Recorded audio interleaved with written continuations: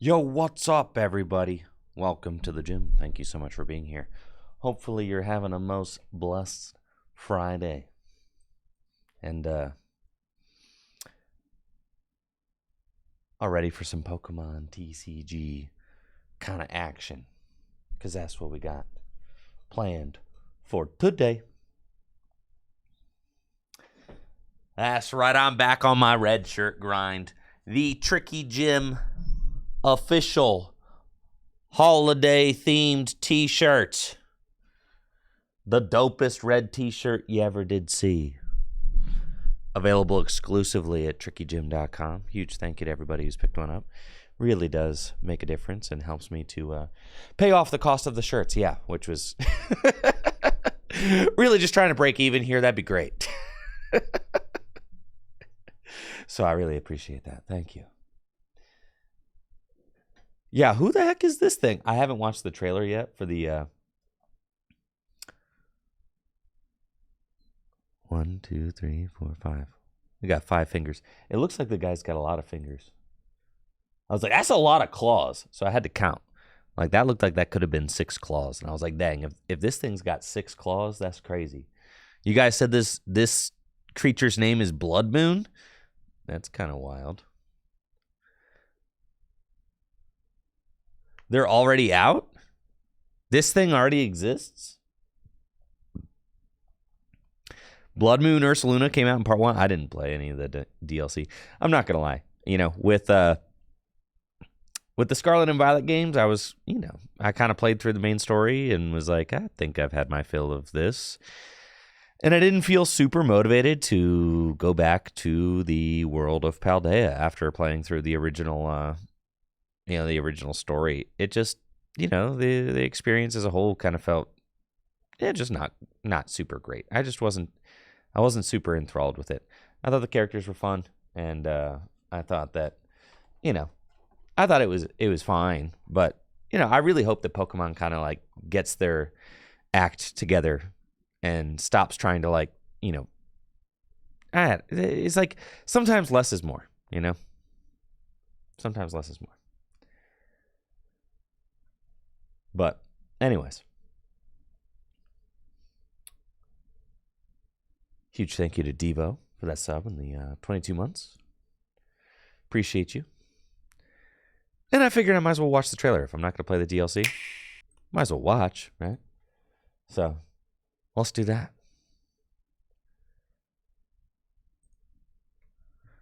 I think it's fine. Like, I had a fun enough time playing Scarlet and Violet, but like, I think that the Pokemon franchise is at a crossroads, and I really hope that they,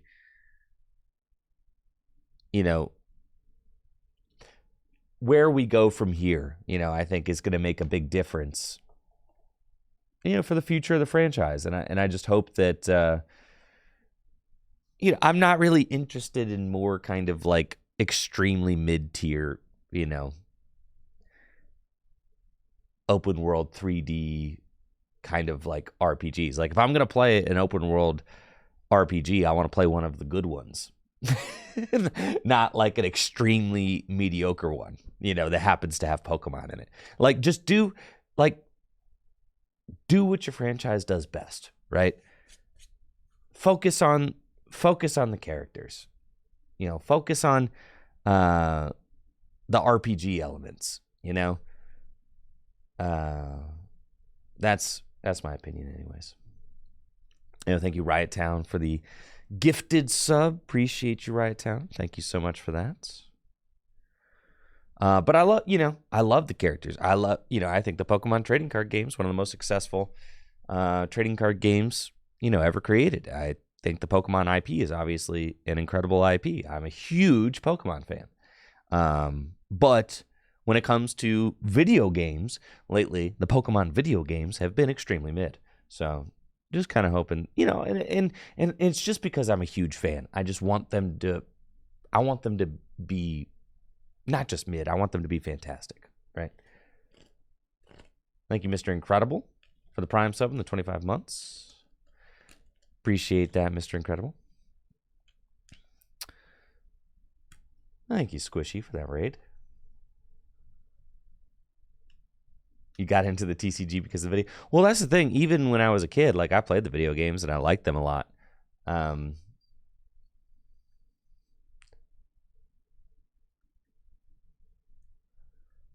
But the cards always appealed to me more. A 4-minute trailer? What do they got to talk about for 4 minutes? Ain't no way.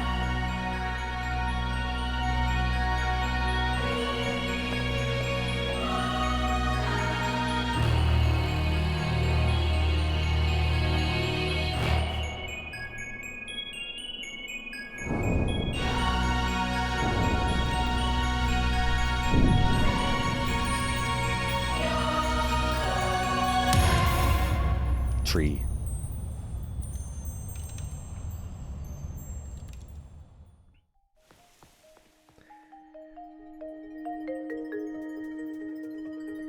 And I think there's like a lot of really cool concepts in this game, and it's still got Pokemon stuff that I love about Pokemon, right? Just the random things like not being able to go in buildings, like going into, you know, when you go to shops and stuff, like your character just like kind of walks into the front of a store and then you're presented with like a menu.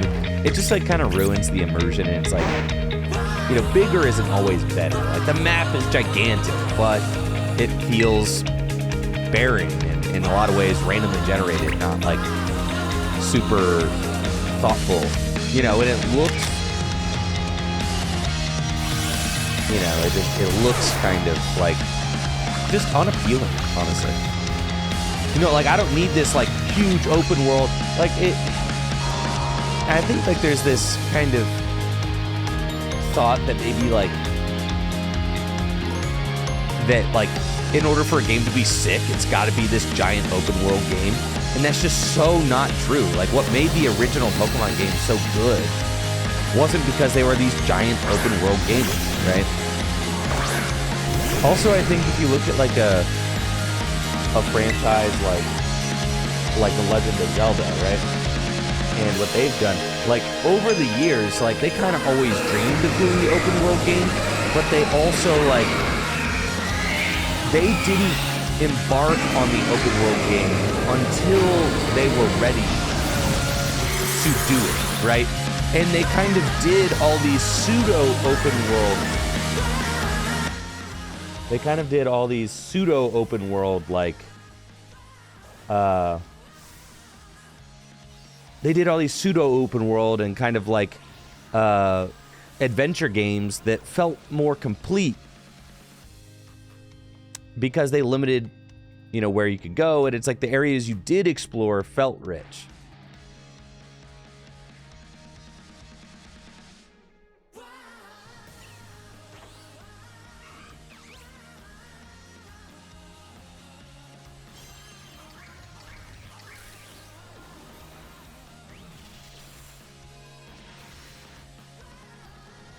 I think Legends Arceus had cool ideas in it, but I still feel like it's kind of a shell of a game.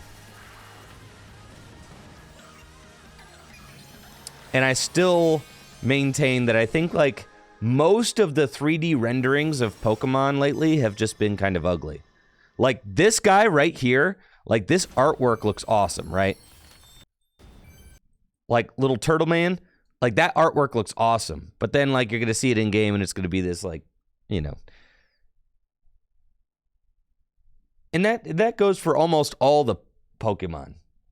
They look great. Yo, what's up, Victor Natty, slapping down 20 gifted subs.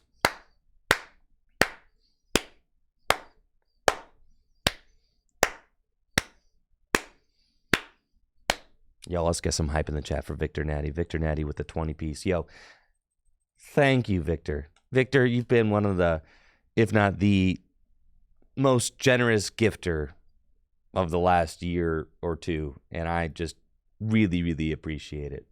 Yeah, just absolutely wild. So thank you so much for your continued support, and I just want you to know how much you're appreciated for driving the hype. The hype commander over here. Yeah, thank you, Victor. You've certainly picked up the torch and been running with it for a long time, so thank you. Thank you, Victor Natty. The 20 gifted subs, and welcome all new subs to the channel. Hopefully you enjoy all of your lovely emotes. And make sure to thank Victor for the generous gifts. Yeah, thank you, Victor. Hopefully you're having a great Friday. But yeah, and I don't, I see this all the time. I mean, with stuff that people are passionate about, like they're just going to be, when someone's passionate about something, they're going to have disagreements about the direction of it. You see it in almost everything that exists, right? Right now, there's a huge, beef about AI and who's going to steer the artificial intelligence ship and who's going to be in charge of it. And, and you have different factions in the development of AI with disagreements about how things are going to go and all of that. You see it with football teams, where fans disagree with organizations and coaches and things like that. And it's because they love the team, not because they hate the team, right?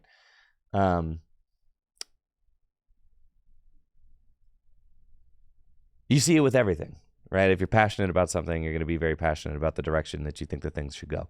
So, any of my critiques of any Pokemon games or anything like that are just because I want to see Pokemon achieve excellence. And I know that the franchise can, right? And I do have high expectations. And I have high expectations of myself as well. Not just, I have extremely high expectations just in everything I do. So to be so closely involved with a franchise like this, I'm going to have high expectations. I'm going to continue to push them to do better and better, right?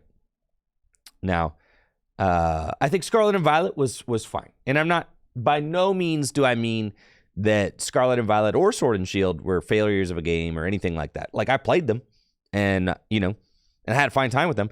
I have just, after playing through Scarlet and Violet, when I finished the game, I didn't feel like there was anything compelling me to revisit Paldea.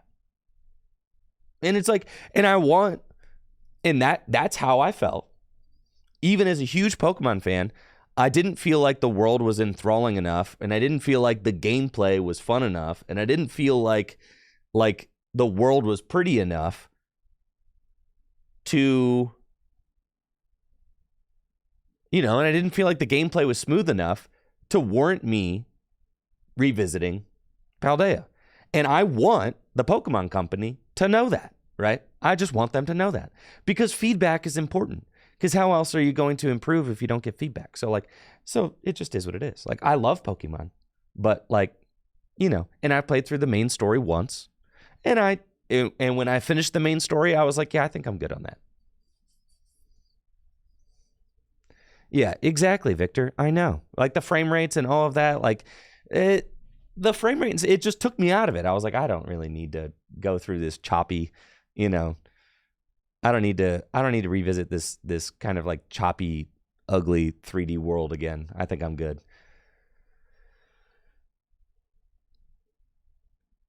In my mind, the illustrative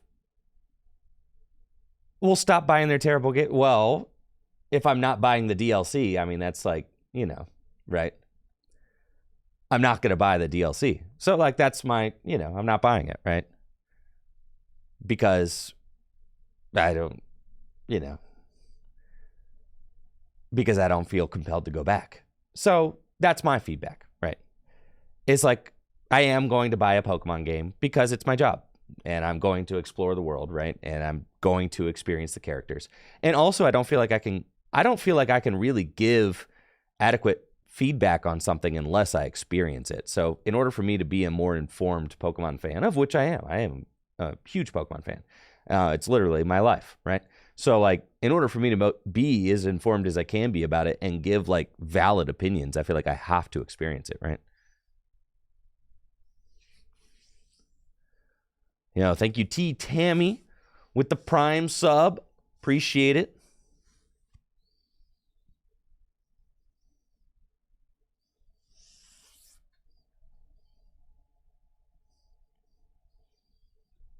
But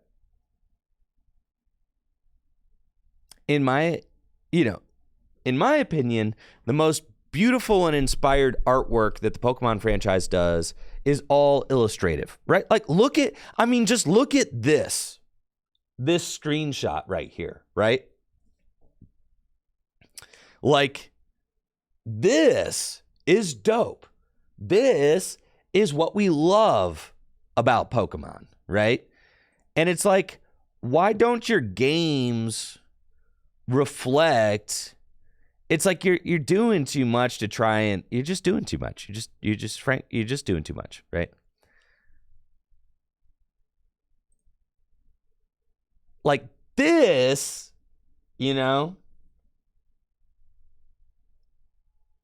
this does not reflect that, right? It just doesn't. It just doesn't. And it's not like, we're not living in 1999. Okay, this isn't the Nintendo 64. Do you think they need to go back to 2D? I've said it before, and I'll say it again and again and again and again.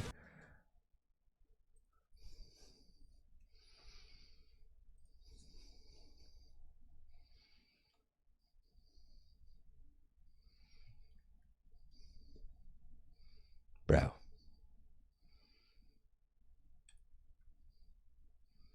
So I'm like this, dude. Make it stylized. Like, stylize it, Do what your franchise does best, but do it stylistically. Make it look dope,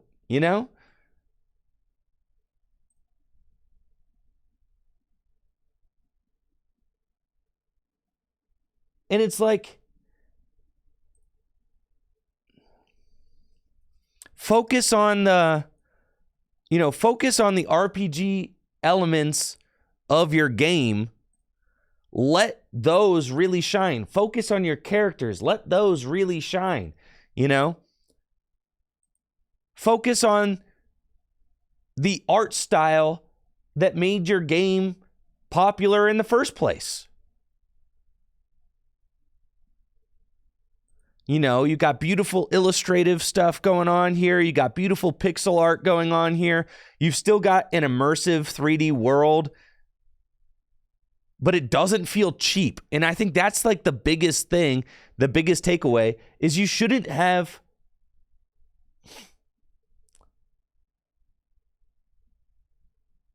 a AAA video game looking cheap or feeling cheap, right? And you can do that. Like, you don't have to have the most, insane production value to have something look good, right? Or feel good. I mean, even just look at Stardew Valley, and that's the perfect example because Stardew Valley was developed by a dude, right? Developed by one guy, but the game just feels nice and is cute, and it plays within its limits, and it's fun and engaging, right? And it's pretty, and it creates a vibe that you want to revisit over and over and over again, right? But there's this thought in video gaming right now. And in everything, in movies, in video games, that just bigger is better. It's got to be bigger and bigger and bigger, right? And more bloated. And it's the same thing as all of the Marvel movies, the Marvel Cinematic Universe, it's happening in video games. It's just it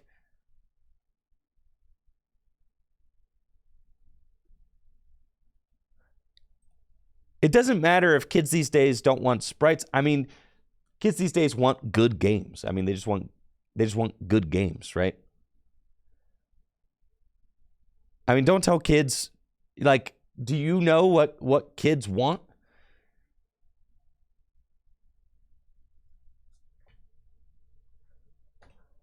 Kids still out there playing Minecraft, right? Minecraft. Do I need to remind you what Minecraft looks like? Don't try to tell me that kids need the most bloated open world game ever. Don't tell me that. when Minecraft is like the biggest kids game there is. Right?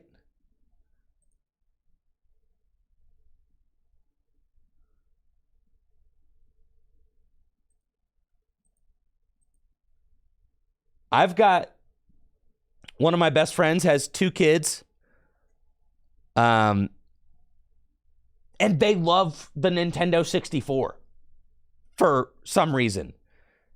The kids are like 5. The dude just entered kindergarten. And he's like in love with Yoshi on Nintendo 64. That's like, and he's got a Switch, and he's played the newest games, and he's obsessed with Nintendo 64 Yoshi, right? It's like, and the kid's like 6 years old. You know, so don't try to tell me like, oh, well, the kids need it to be bloated. No, because the kids aren't the ones deciding what the executives develop.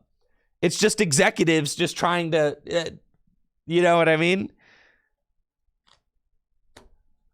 Yes, Yoshi story, yes.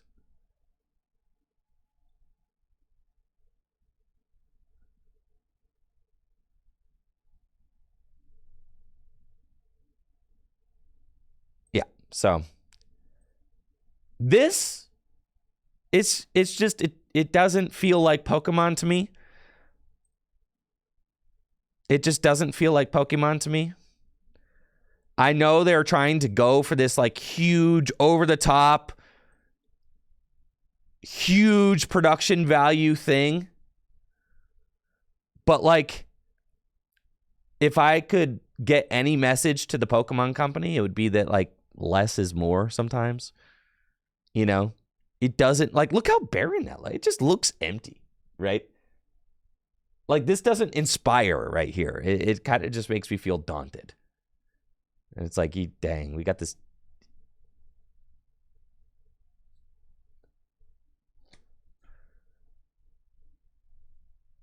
And the thing is, like, unless you're going to be like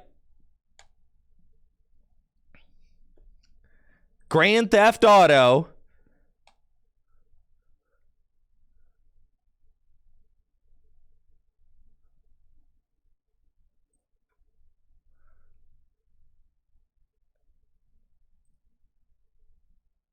like, unless you're going to be GTA, bro, just don't even do it. Because you're just going to look bad.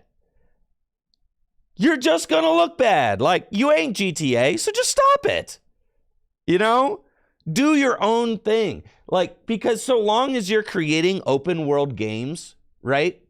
You're going to be compared to the best open world games. Right? You just are. So don't do a bad job of it, right? Because you're going to get compared to the best ones. So be the best role-playing game. Be the best role-playing game. You know? I mean, look how pretty this game looks. It's nuts. And I understand, yes, this is next gen. I get it.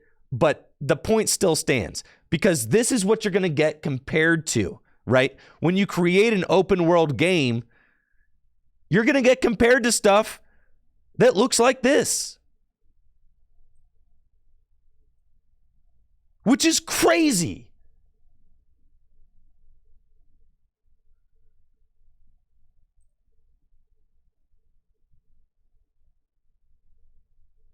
And it's like, obviously, they're different styles. I get it. But what I'm saying is that it doesn't feel fully realized. It just doesn't, right? So I hope that Pokemon, I think the sad thing is that it feels like Pokemon is like dug their heels into this style, and that but maybe they haven't. Maybe there's time to take a left turn. Maybe there's time to go, somewhere else. Because I love the art style of Pokemon. It's one of my favorite things in the world. So I want to see the things that make the art style of Pokemon so special fully realized in the video games. That's what I want to see.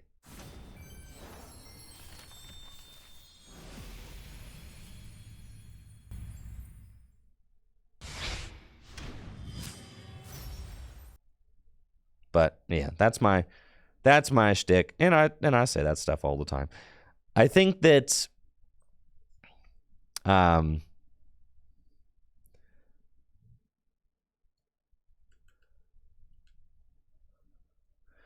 of the coolest things I think they did, well, like Pokemon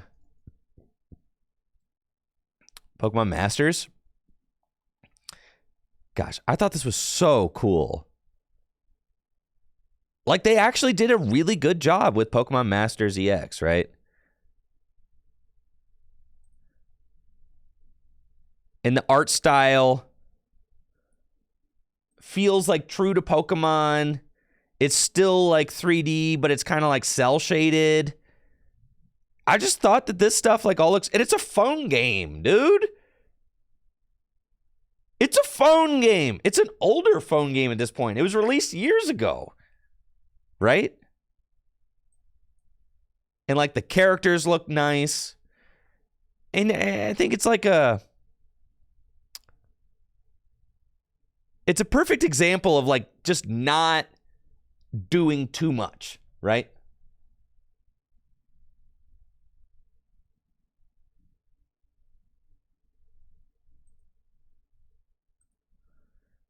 Like, I think that this was like fine realm for the, for the games. They're kind of like cell shaded. They're 3D.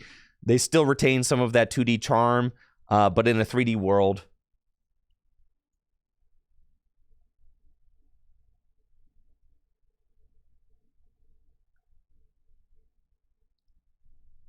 I still think, my personal favorite era is like the Game Boy Advance, Fire Red, Leaf Green, Emerald. I understand that Pokemon, it's only a fever dream that Pokemon would ever revisit pixel graphics. I understand that they're not going to do that. Do I wish they would? Of course. I think the Octopath style is gorgeous, and that Pokemon could create something really special there. But I understand that they won't ever do that. But I think that this is realistic. Like keep yourself in this kind of realm right here, This is your sweet spot. Just live here, okay? And I don't think that's too much to ask. Like, live here somewhere.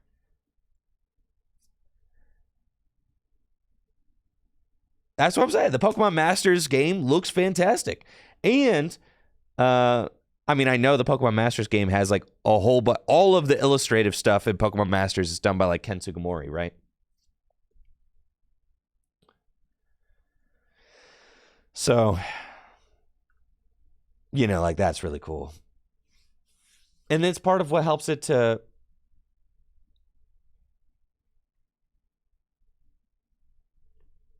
What's the Ken Sugimori video?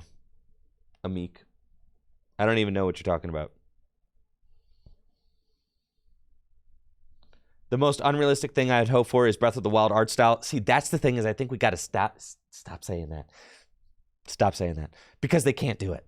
They already tried. They've been trying Breath of the Wild style for the last 2 games. Look at the last 2 Pokemon. Look at Sword and Shield and look at Scarlet and Violet. They clearly are like looking at Breath of the Wild and they're like, we can do that. They can't do that. They can't. Stop. Back.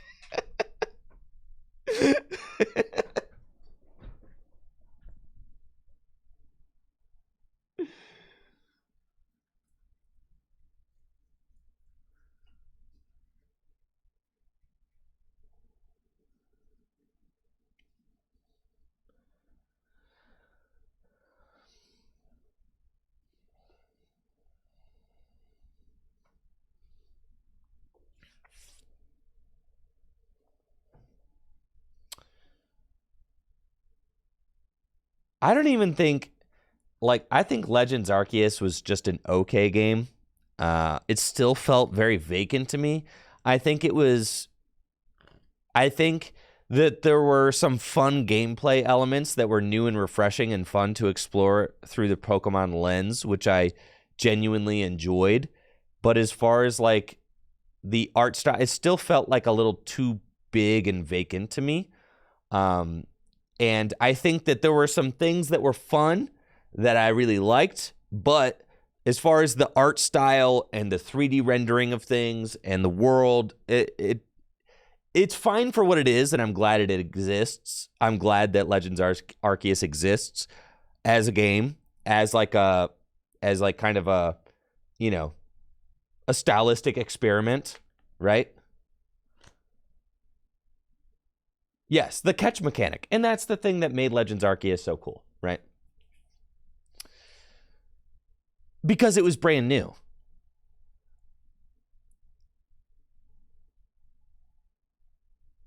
But I don't know that I want another Legends Arceus, right? I don't want another Scarlet and Violet. I don't want another Legends Arceus. Those games are fine. I hope Pokemon does something that like really just feels fully fleshed out. That's what I want. I want a Pokemon game that just feels extremely well conceived. Yeah. A well conceived and a well executed Pokemon game. It doesn't need to be Breath of the Wild. It could be Emerald. Pokemon could create a game like Emerald. And so long as it was fully realized for what it was, I would be over the moon about it, right? Because the thing about a game like Emerald is like, yeah, it's not as big as Scarlet, but you'll replay it 1,000 times because it's freaking goated, right? So like, I think that's like the crux of it, right? Like, don't try to create a game that's got 200 hours worth of stuff to do and feels empty. Create a game with like 20 to 30 really good hours in it, right? 20 to 30 hours that'll change your life and make you want to come back. Yeah, thank you, Gadget Badger, for the 36 months.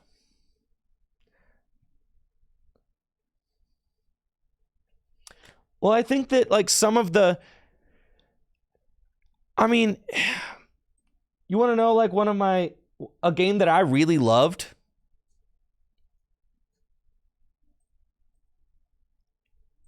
You want to know a game that I really, really loved, that I thought did a great job of like staying true to the franchise while bringing something fresh? No, Donkey Kong Freeze, bro.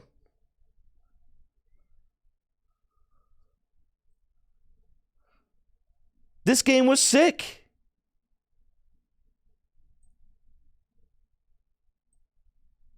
Shout out to Video Game Donkey, bro. Goated YouTuber right there. Yo, what's up, Enko? I love Brazil. Yeah, this game was sick. And it still felt like a Donkey Kong game, right? And it had all the things that I remember about Donkey Kong that made Donkey Kong fun.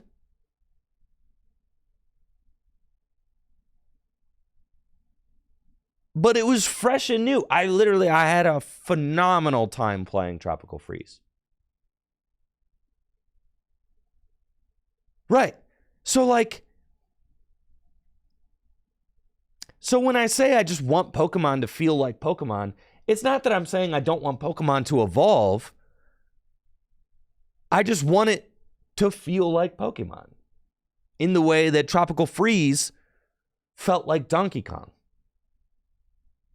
And that's not too much to ask, right?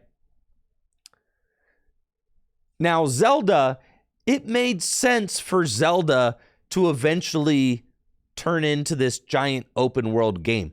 But the thing is that the Zelda team had their eyes set on an immersive open world experience from the very beginning.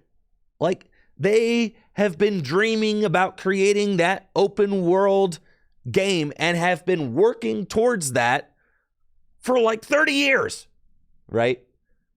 Pokemon, it feels like, just randomly decided, like, let's try to crank out an open world game. And that was very, very evident, right? So.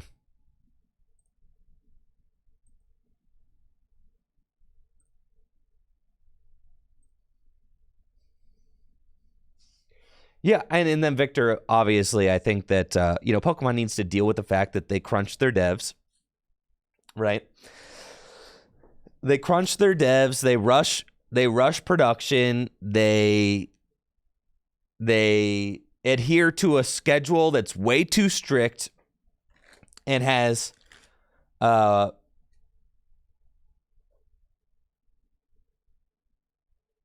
adhere to a schedule that's way too strict, right? A production schedule that's not super realistic.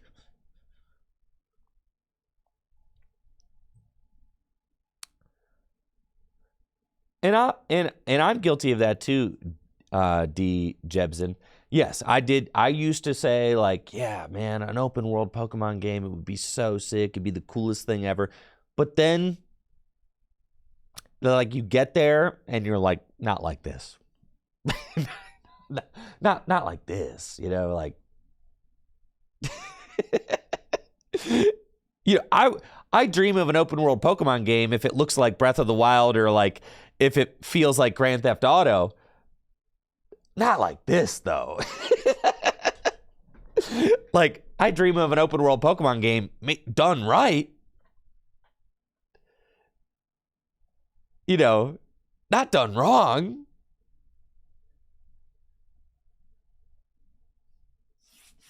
And since it's like increasingly evident that they're not going to take like 10 years to develop a Pokemon game, then it's like, just don't do it then. Don't do it. Give us give us stuff that's within your... Can you imagine a GTA Pokemon game from Team Rocket's perspective? That would go crazy.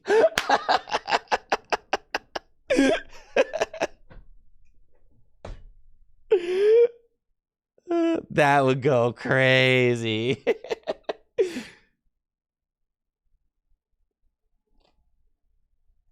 Point of view, you're a Team Rocket grunt.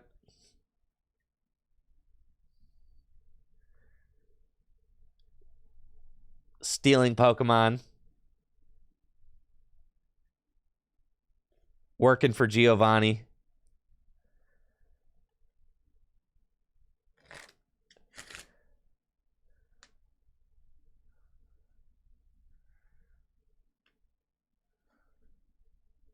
Wow. Yeah, that would be nuts.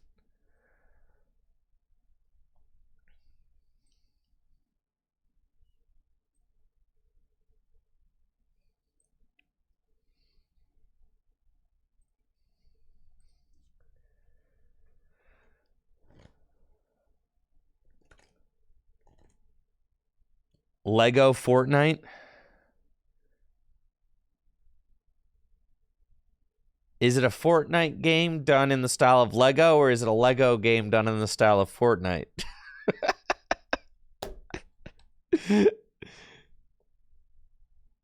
Which is it?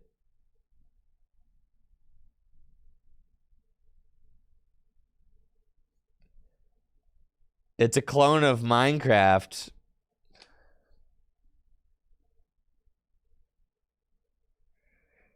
Yeah. Lego Fortnite is dethroning Minecraft.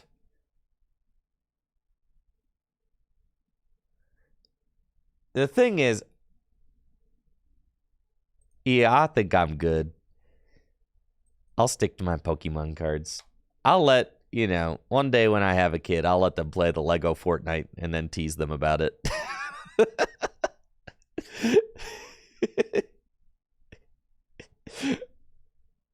Oh, you're 10? You like Lego Fortnite? Of course you do.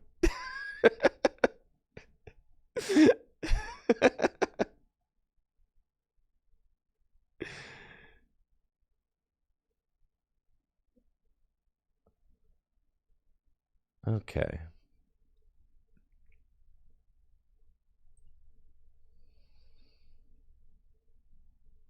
Am I really playing against the Lunatone Soul Rock deck?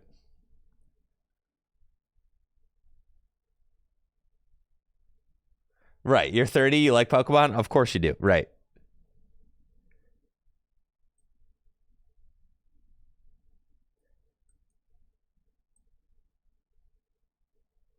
Uh,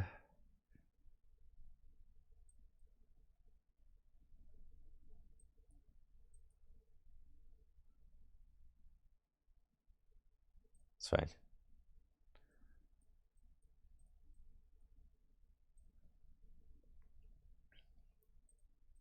Let's go here. Go here. And they're not going to knock out my Inteleon turn 1, right? Right. Tell me they're not going to knock out my Inteleon turn 1. They ain't got it like that, right? I mean, this...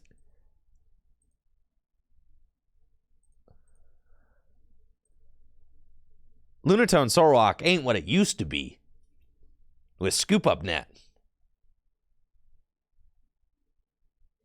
Nah, it ain't like that.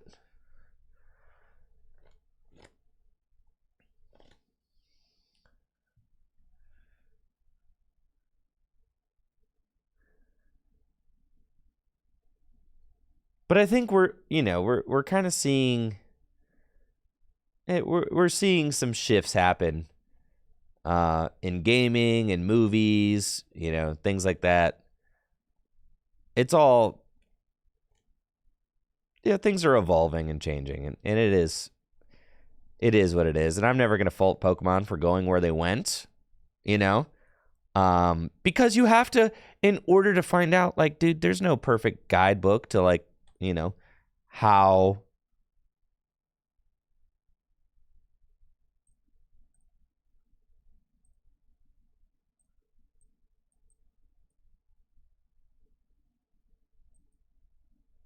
there's no perfect guidebook to, like, how to how to navigate your business or anything like that. Like, you have to try stuff, right? And that's okay.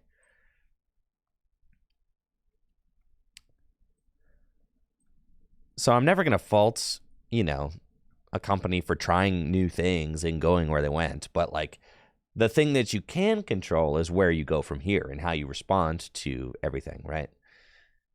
So my hope always with Pokemon, and that applies to, that applies to the Pokemon trading card game live as well. It's like, dude, all right, you spent the last 5 years making this.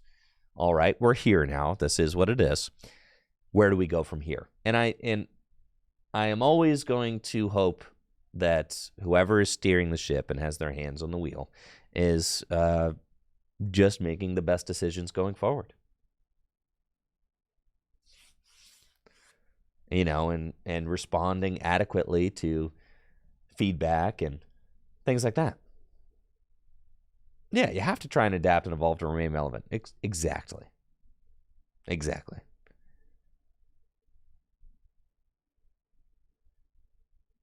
That copium, I know. Every day, baby.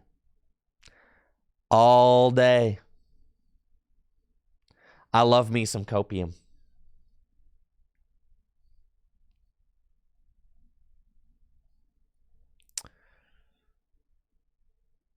Gets me through the week.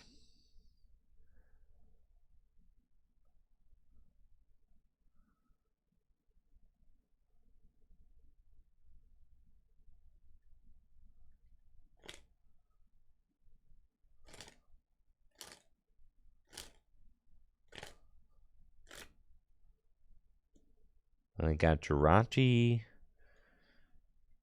Okay. Here's Lunatone. You got a retreat and a swing. Okay.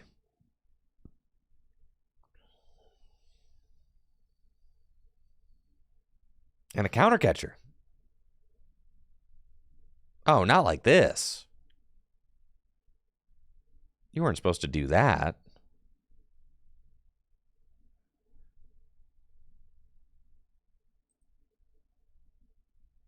Oh, this is messed up.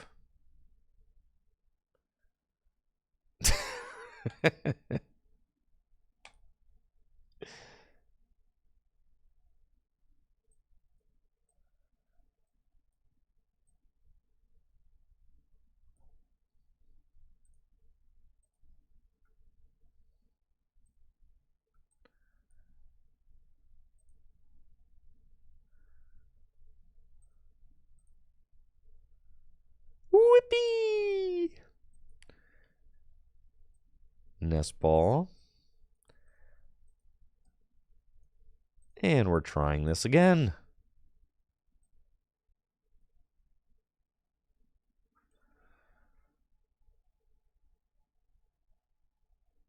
You never hit the button, right? Never hit the button. But I'm dead drawing. You never hit the button, bro.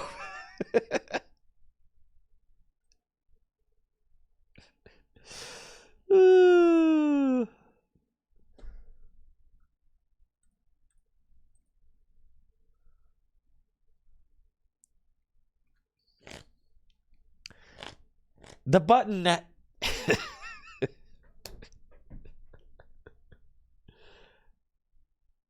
I wish I had some, like...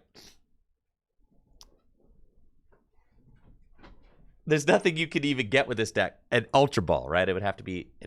An Ultra Ball is, like, what I'm looking for.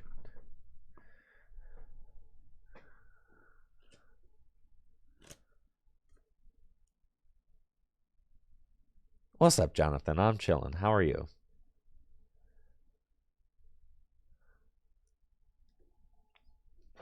Listen, there's a time and a place where hitting the button is correct, even if your deck is not a button deck.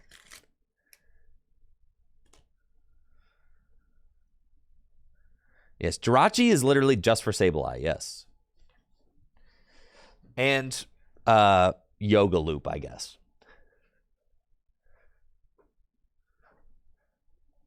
Yeah, sometimes...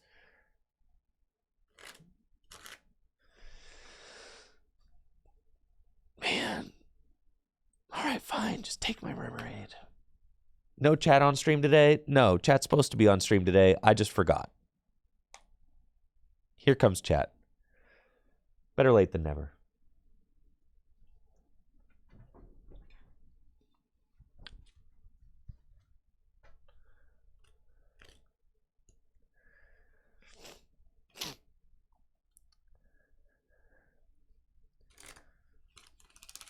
Chat is so back.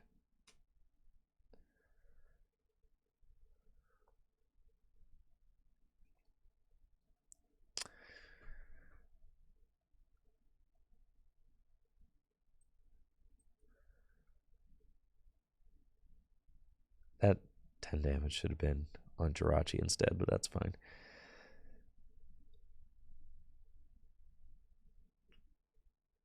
I gotta hit the button, bro. See, I got an Ultra Ball. Discarded 2 research.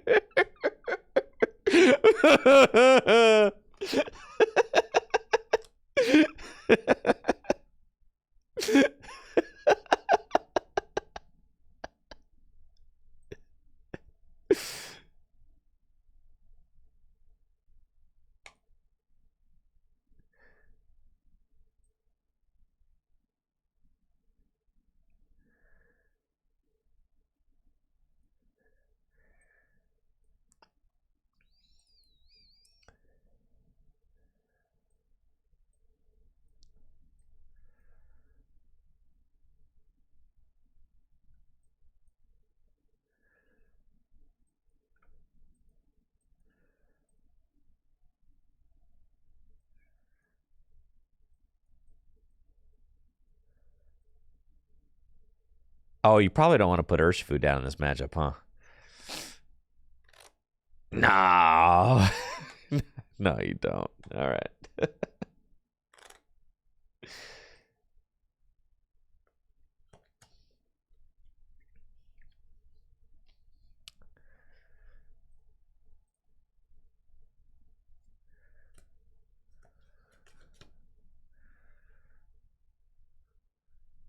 It's cool. I'm going to just keep hitting this.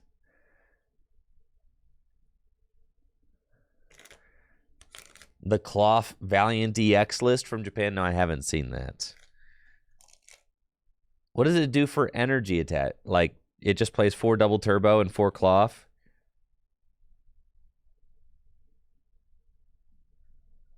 But, like...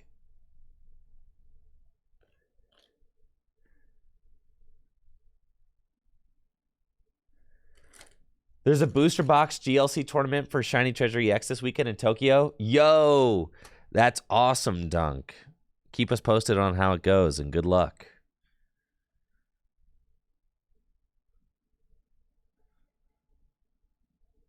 Four DTEs, 2 Cloth, 4 Valiant, 3 Trots. All right, so what's the point? What's the point of the Valiants? So the Valiants are instead of, like, Bibarel?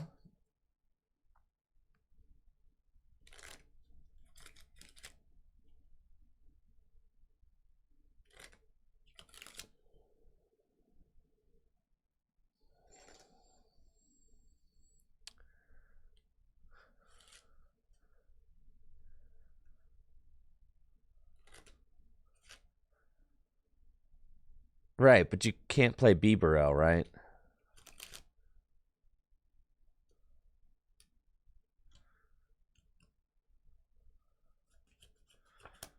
All right, watch me hit this stop again, bro.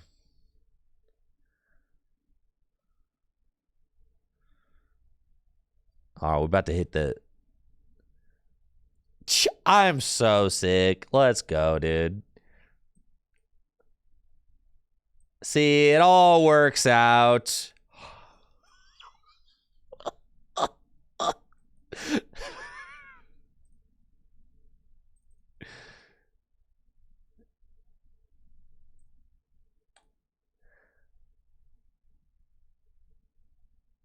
Oh, baby. GG's. I win.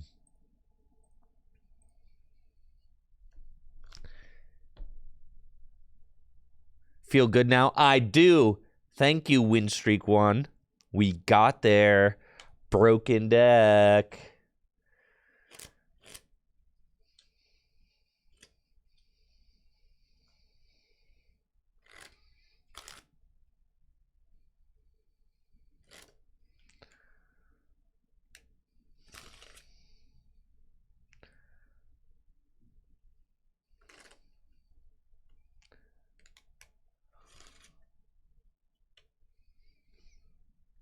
Man, I got to figure out what to play for San Antonio. Yeah. Yeah, I do.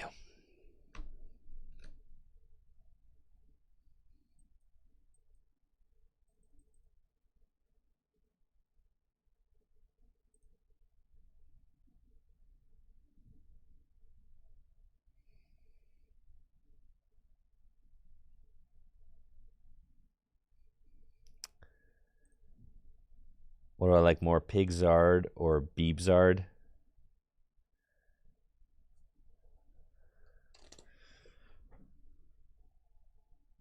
I like Bibarel Charizard better, personally.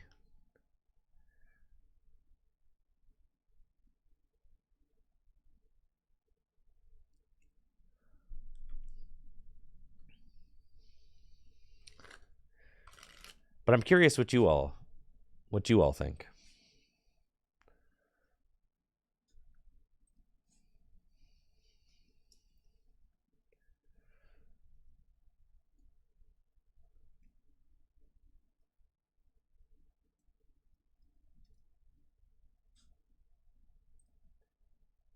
Do you prefer Beaverzard or Pigeonzard?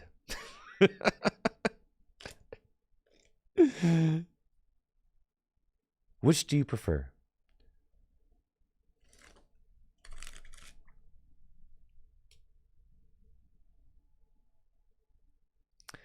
And it seems to be, for a quick minute there, Bibarel Charizard was getting more popular, but now it seems to be going back to Pidgeot Charizard.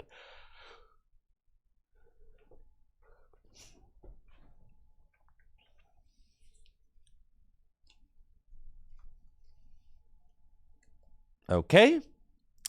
They've got Iron Hands. They've got Path.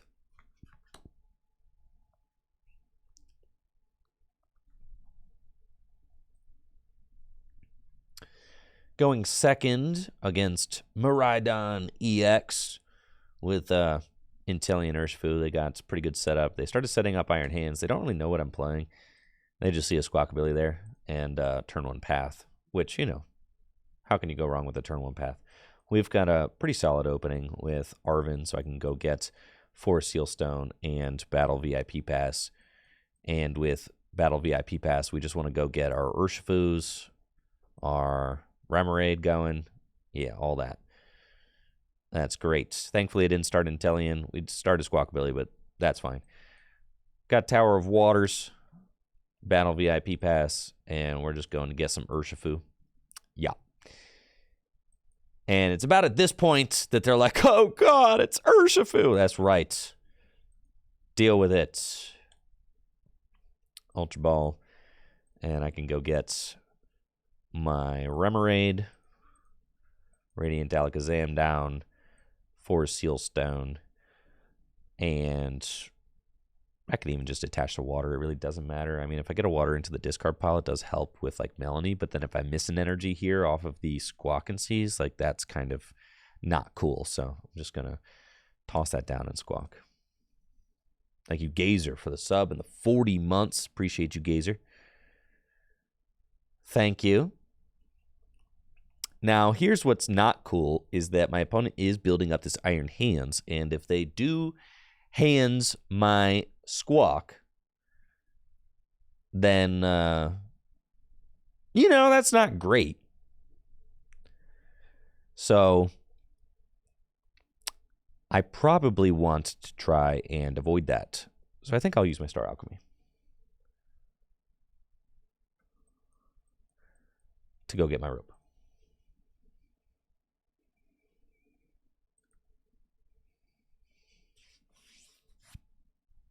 Which is fine. There's also an argument for just attaching the water to the Squawk so I can retreat it.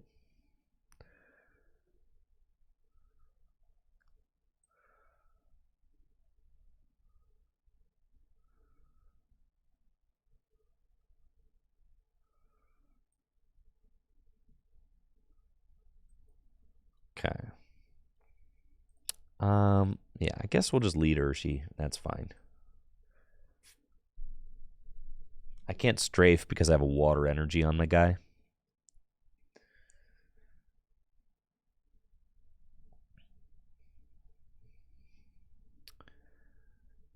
And you need fighting.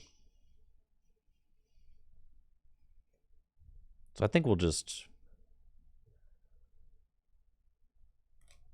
chill here. There are certainly ways to lose this matchup as the Urshifu player.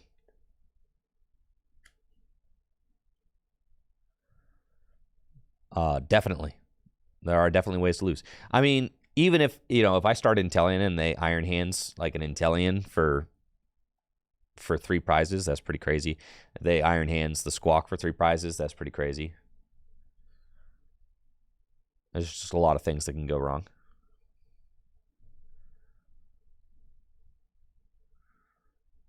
You know, a lot of your deck is weak to their deck, but you've got the core 2/2 Urshifu VMAX. You're definitely just leaning on that.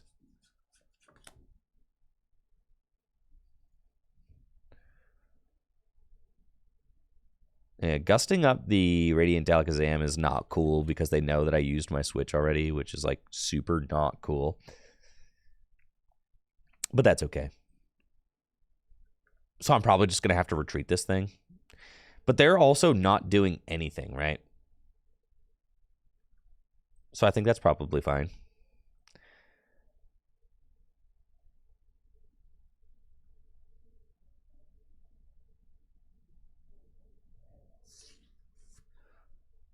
So I have to ask myself what I want to do. Probably just research. That's fine. And then we'll go in. I want to like evolve these guys up, kind of just get myself established, right?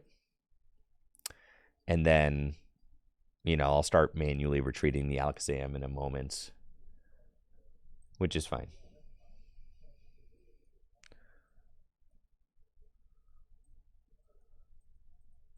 You know, either like they attack the Alakazam, in which case they knock it out.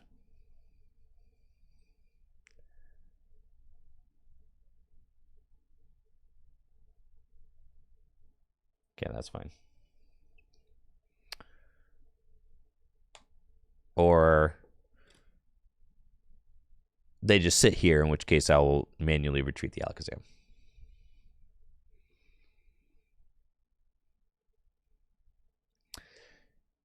It doesn't really matter to me.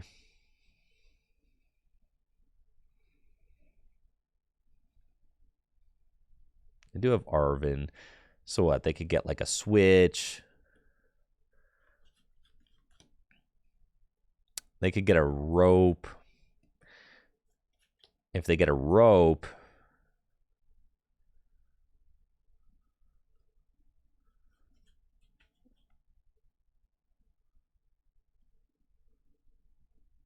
I think my Turo scenario is down, right? Yeah. Vacuum and Charm. It's fine.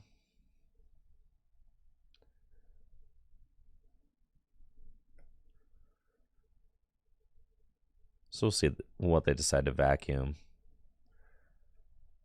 They need rope to move this Flaffy. Switch cards won't do it. Right? So the only way that they're getting this Flaffy out of the active is if they rope, which means that my Radiant Alakazam moves as well. So we're kind of just like sitting here.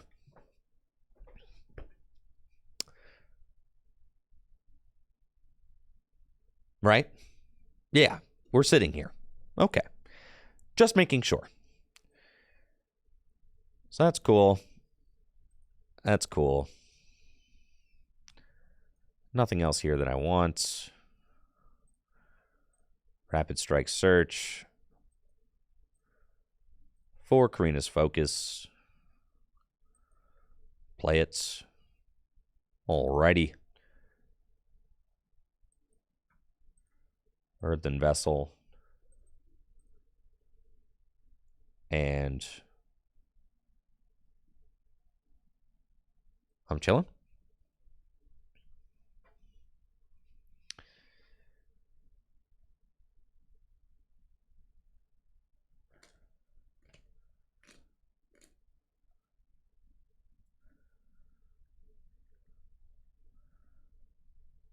And they are still chilling.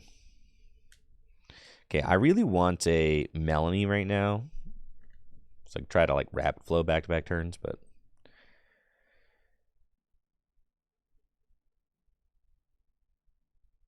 I feel like knocking out the Flaffy is kind of a mistake. So I probably just won't even do that.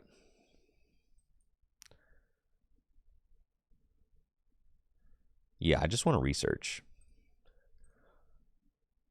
So we're going to thin something that we don't want out of the deck. I've got 2 Melanies and 3 Rapid Strike Energies. Yeah.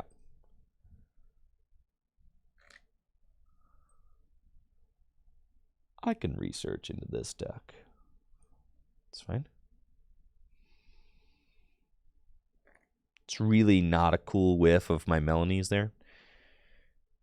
And my energy. Dang, my whole deck is just kind of juice, isn't it? I actually have to be very careful. At this point, I actually have played myself. I'm not used to playing this deck enough because, like, I've put myself in a position now where I could easily just get decked out, right? I actually don't think that I can... I don't think that I can finish the game because if I Melanie, I'll, like, deck out. If I lose to boss down. I know. I've played this deck probably less than 5 times total, right?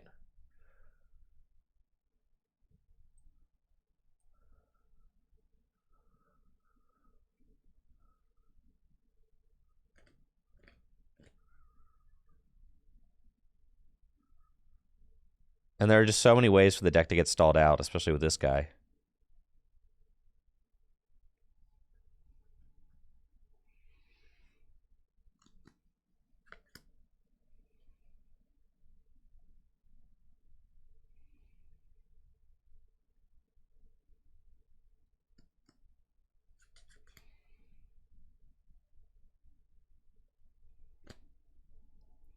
Yeah, so I've just played myself a little bit.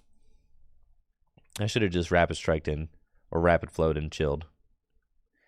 I mean, the Turo's good, obviously, but you don't play like Palpad. You don't play any way to like really recover things. You've got Claras and stuff. So you just have to be very careful with your resources. And I think like Radiant Alakazam is just a card you shouldn't just throw down. And I've kind of been doing that. Like I said, I've played this deck less than 5 times. You got to just be more careful with it.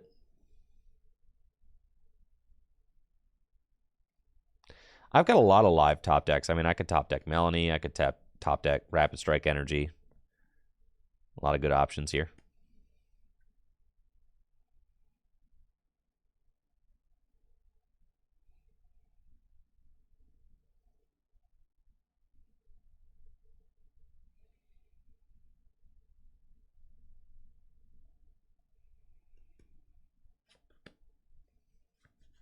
I guess I could Rapid Strike search for Rapid Strike Energy, so that's not a problem. We top deck Melanie, though. Then I'm Rapid Flowing for 4 prizes, which is good. So I do kind of want the Melanie off the top.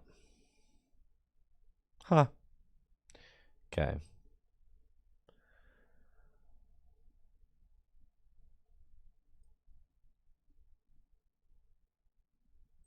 I want to save the stadium.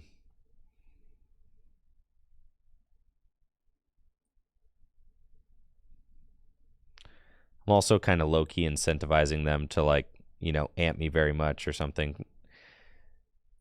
If they'll do that, that'd be sick. Okay, just G-Max Rapid Flow. And we'll take these guys.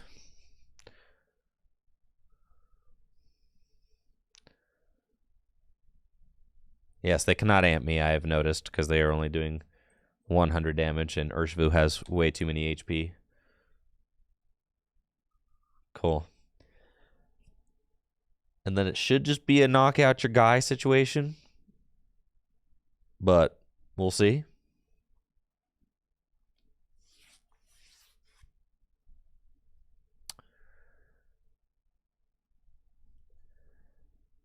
Zapdos is weak to fighting, so I could just Rapid Flow for game.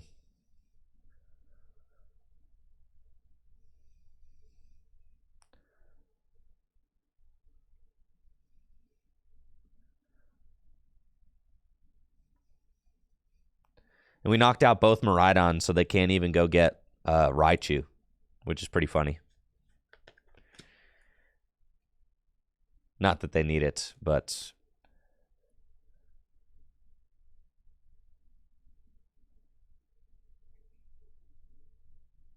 you know, they can't go get any more Pokemon right now. All right. Cool, we got there. Okay, but we learned some good lessons. We learned good lessons, chat. We learned how to not be bad. We learned how to not deck ourselves out.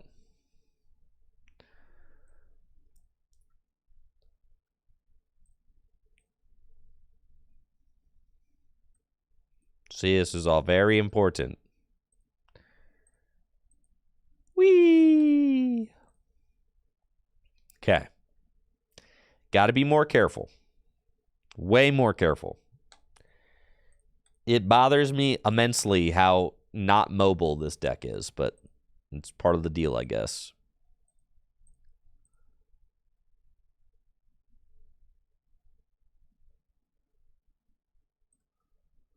Okay.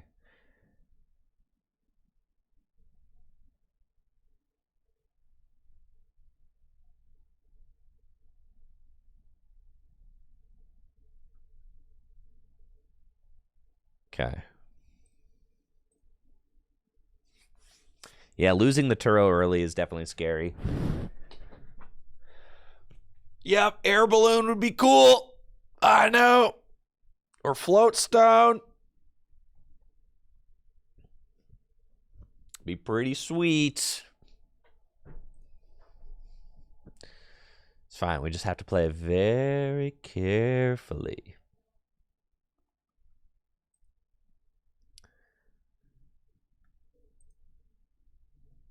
We have big air balloon. Yeah, that's... I know. It's not the same.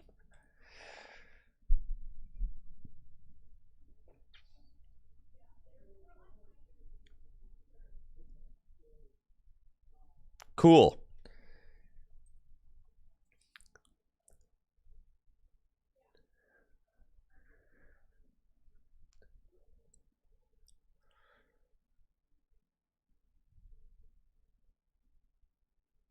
Let's see what my opponent's playing. Looks like I'm playing against a Baxcalibur deck, which should be pretty fun. This list plays 2 Devolution TMs, so maybe I can make some magic happen with those. Frigibax only has 60 HP, but, you know, they only have to take 2 knockouts in order to win on 2 of my Pokemon VMAX, so that's a little bit scary. And, you know, something that I need to look out for. So there's some good and some bad here. The 60 hit point Frigibax is great. I do wish that I went first in this matchup. That would make a huge difference, as I would have an opportunity to knock out Frigibax before they evolve. Wow, they don't get any more Frigibax. That was a failed Battle VIP pass. Do you think that maybe they prized 2? I think they prized 2. That's pretty wild. Okay. We've got kind of a goated starting hand, honestly.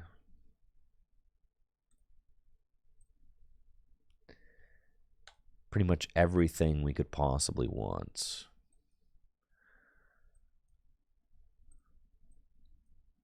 We got 2 Inteleon VMAX in the deck, 1 in hand. And we need to go get Urshifu. Okay. I don't really feel like...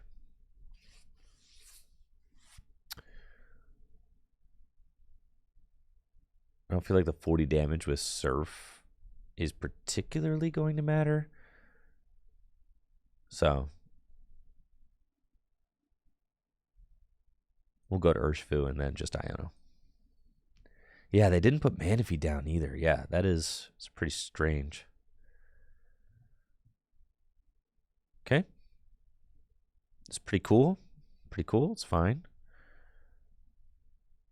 So we'll just hold here and pass.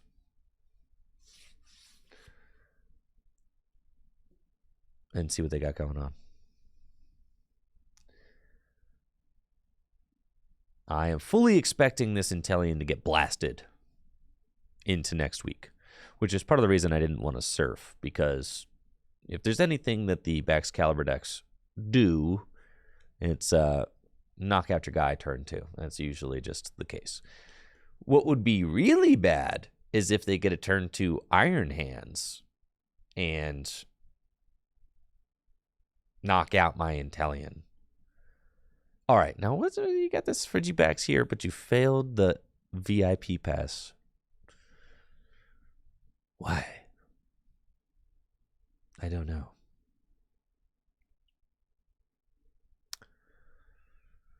It's like an Irida. 4 Rare Candy and Baxcalibur. Or Earthen Vessel and Baxcalibur. They've already got the Rare Candy in hand. There he goes. Earthen Vessel with Shivery Chill. They got plenty of energy.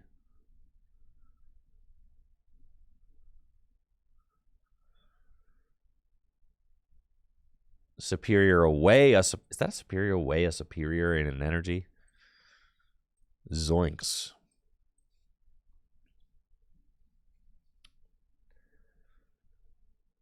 Yes, I do know that there's a TCG Live bug that doesn't let you pick Pokemon off search cards. Yeah, happens all the time. Yeah, just, nobody knows. It's part of the experience. All right, no Bidoofs or anything either to worry about, which is kind of cool.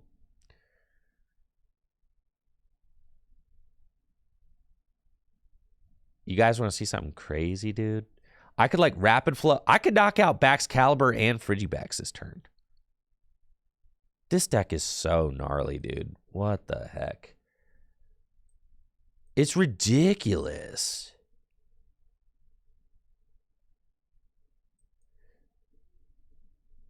All right, so I just researched, and I mean, I'm getting rid of like a lot of energy though if I do this research, which is like not great. You know, but if I knock out Baxcalibur and Frigibax this turn, that is craziness. I don't have any water energy in the discard pile. Right. I'm basically on just one Rapid Strike energy for the rest of the game if I make this play, though. But I think we kind of have to make this play. Or go for this play. Yeah, we're chilling, bro. The rest of the game we'll just be able to keep Frigibax off the board if we make the play. Yeah. Oh, right. Ultra Ball for you Ultra Ball for Alakazam first there. Yep, it's my B. But here we are.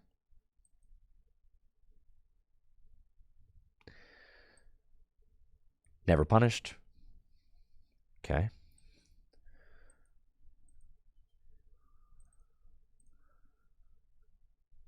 As I've got the 4 Seal Stone, and we'll just do that. Star Alchemy. Alakazam.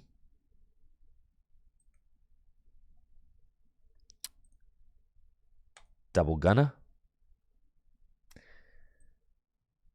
Boom. Boom. Painful Spoons. Put them over there. And you're done, bud. You're done. It's over. Yeah, this is going to be gnarly.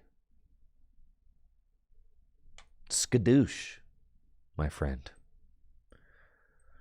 Skadoosh. Both your fellas. They're gone.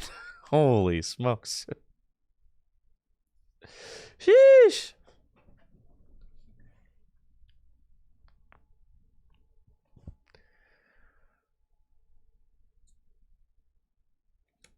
Boy, oh boy. Now what do you do?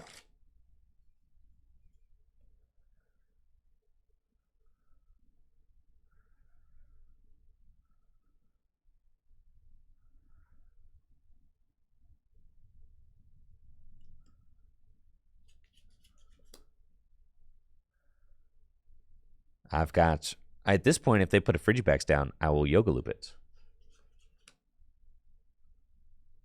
So you have to put 2 down, right?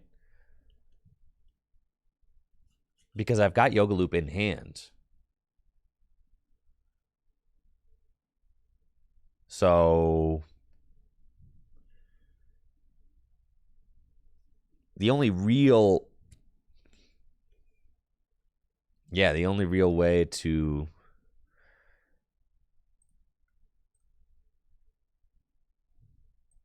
get one of these dudes into play is going to be to you have to get 2 out. Double Gunner.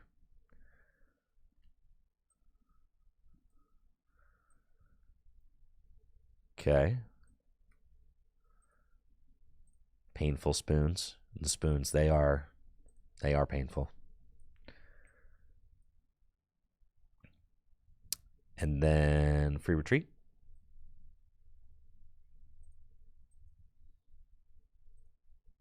And Yoga Loop. I am hoping that I find my Inteleon V off the prizes here. That'd be great. Dang. And all right, there's no point in putting down Urshifus or attacking the Urshifu anymore, so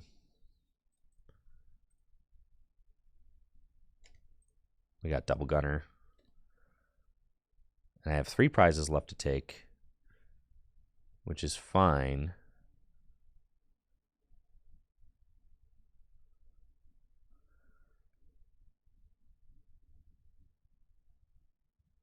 I think that, well, so I could smash Uppercut, or I just start using Gmax Spiral, which is okay as well. Because you only have to put 1 energy back for a Gmax Spiral. Yeah, so I think that I'm just going to attach here for turn and just retreat into Urshifu, because they can't really knock it out. And then we'll just keep kind of soaking things out of the deck until I top deck a good card like Clara or something like that. Yeah. Okay. We'll just do that. That way we save the Metacham as well. And then I think we just want to pile our damage onto this Chenpao because, you know, that's like the... put that down just to get it out of the deck. Okay. That's the Pokemon that they're powering up manually. And then saving the Yoga Looper is good because this way, if they do ever put down a Frigibax, we could just Yoga Loop it. So we're just kind of chilling. Skaters Park. Doesn't really matter. I've got 2 Tower of Waters in my hand.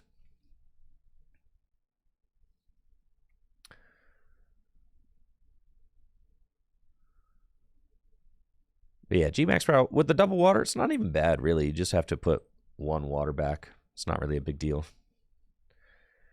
So the Inteleon can attack back-to-back turns fairly easily.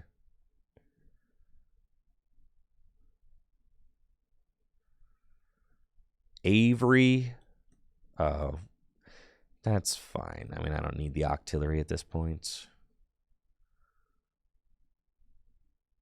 But I want to keep the Alakazam, and I want to keep the Metacham. That's fine. There's just really not anything that I'm searching out of importance with the Octillery.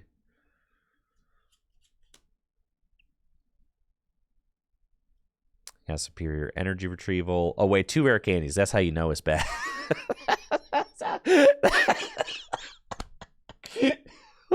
Sheesh. That's how you know it's not good, bro. ain't nothing good happening over there, man.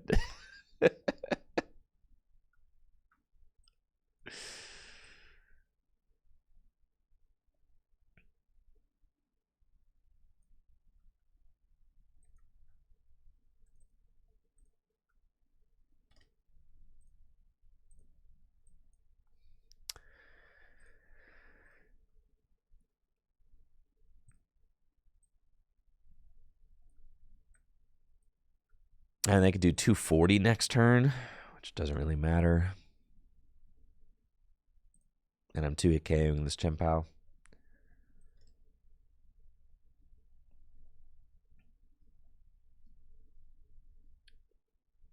You know, thank you, Omni Ryan, for the Prime sub and the 20 months. Appreciate you, Omni. Thank you.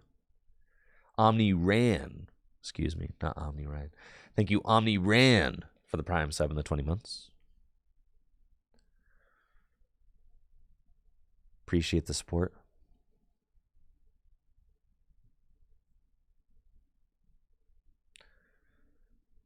Okay. Your Frigibacks are gone. You've got all your rare candies in the discard pile. It's not happening. All your Frigibacks are gone.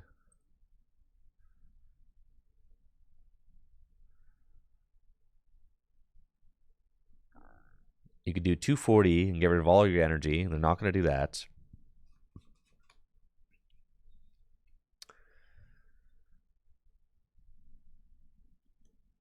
And I'm just continuing to pile damage on. It's a little bit funny because... Oh, you've got rope. That's fine. You can have this guy.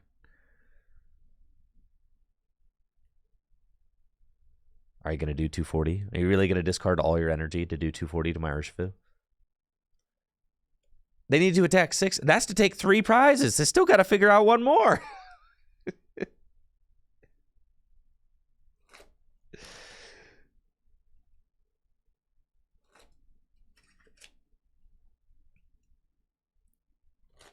and they got a boss. They get a boss my Metacham. It's like, that doesn't really matter. It's like slightly annoying, but it's fine.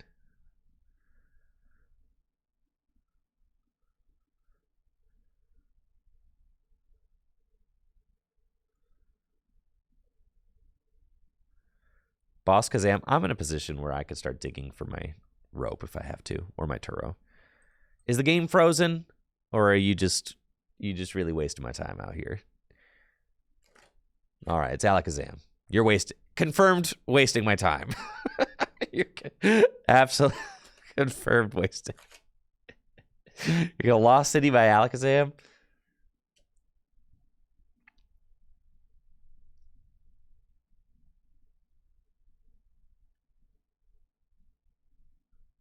You're gonna Lost on my Alakazam. That's what we're doing. You have to discard 3 to do that. Okay, I guess I see it because, I mean, what? So you take the single prize, then you have to knock out a 3-prizer for game, but you still have to knock out a 3-prizer for game. So how are you going to do that?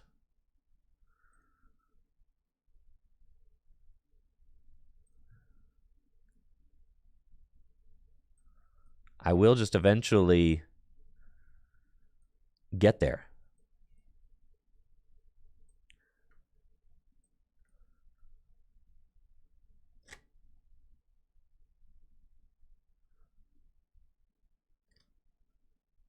There's still no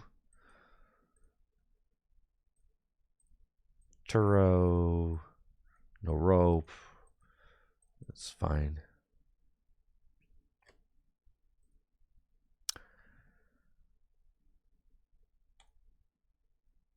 I will not need that.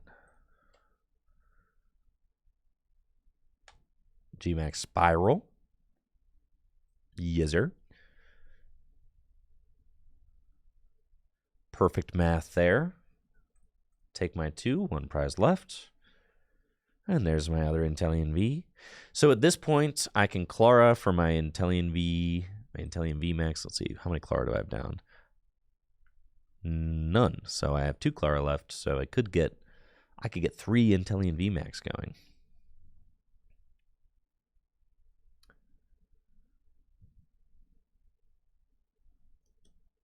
If they leave this Chen Pao active, they're going to be in for a bad time. Rope. I suppose it doesn't really matter if we put Metacham active. Like, they could theoretically stick the Urshifu for a little while, but like, there's no way you're going to be able to manually attach for. There's no way. The Vex Caliber. There's no way. It's not possible. Skater Park, sure. Do you think I'm just going to sit here and let you do it?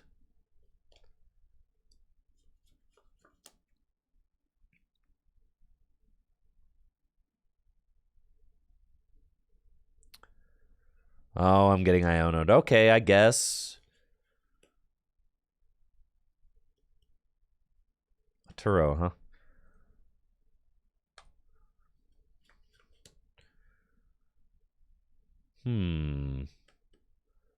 This is kind of a nasty Iono, I guess.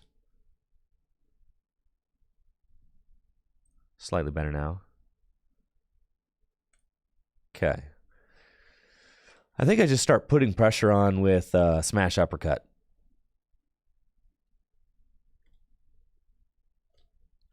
Loop on the bench and ping. I mean, well, yeah, that does almost get me there. I guess it gets me there over the course of 2 turns, which is cool.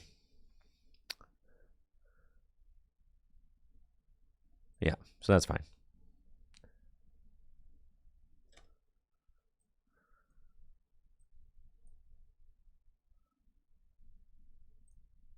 And then if I do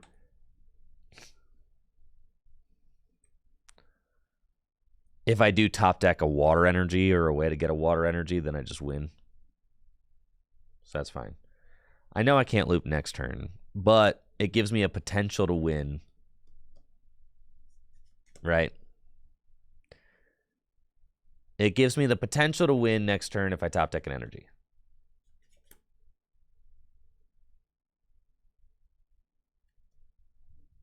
Even so, I mean, they're manually attaching. I've got nothing but time. Like, I've got time. It's like I could see this. I see it coming from a mile away, like 3 miles away even.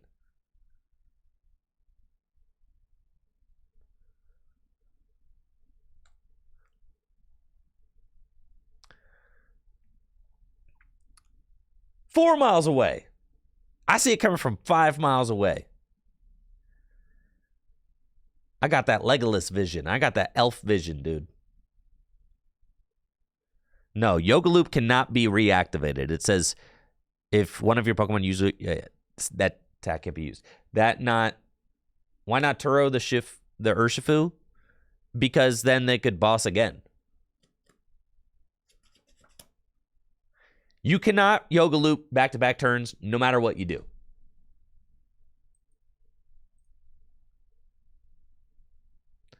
It's one of those, like, almost everything gets reset when you go to the bench, but, like, that specifically says it does not.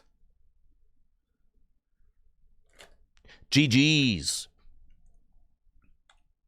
No, the effect does not. It never disappears.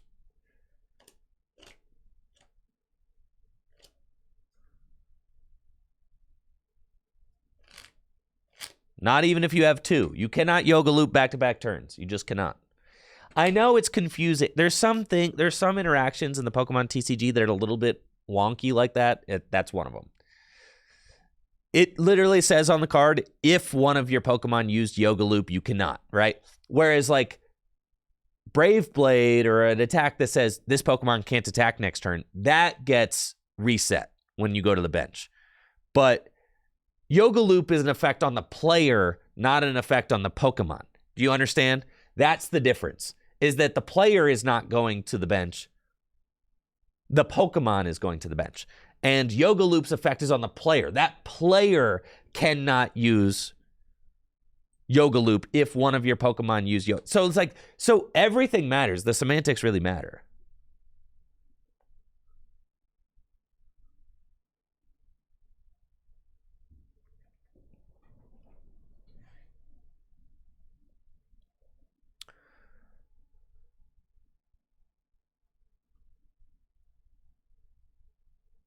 All right, Soda King's getting even more technical. It's not an effect on the player. It's a game state check. Right, exactly. Which is like, there are no effects that remove a game state check. Yes. Looks like I'm playing against... Oh, it's the same. It's the same dude. My goodness. Come on.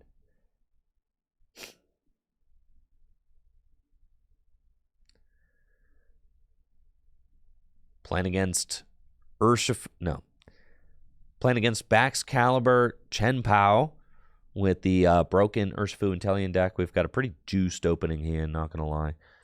All the dudes are in here, but I do not have my Squawk, unfortunately.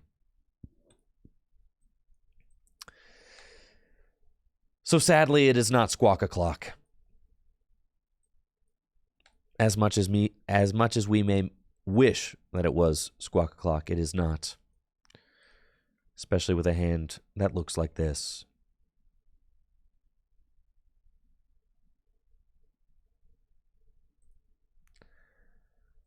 I'll get these guys. That seems fine. And then it's looking like an Octillery angle for next turn is what we're going to have going on. Passeruni.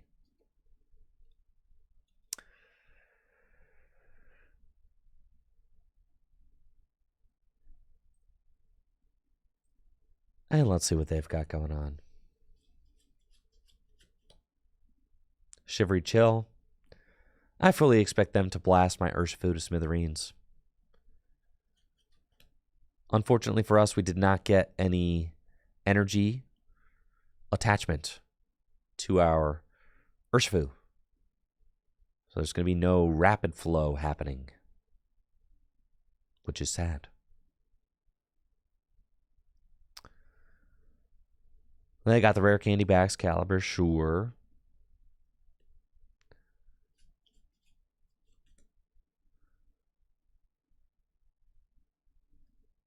And yep, they're super cold. Yep. Do you think that they just not play Bieberell? They might just not play Bieberell. We just played against this player. They did not put a Bieberell into play.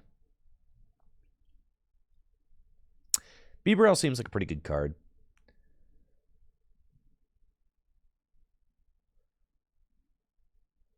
This list that I have right here does not have Luminion in it. It is the list that won the late night this week.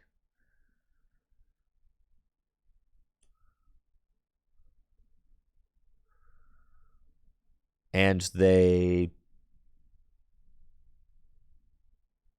are going to Moonlight Shuriken my Remoraid. This is what we're doing. Grow up. Grow up, okay?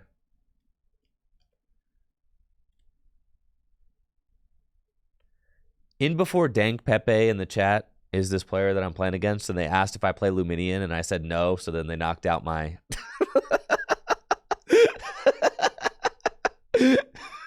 so they knocked out my Remoraid.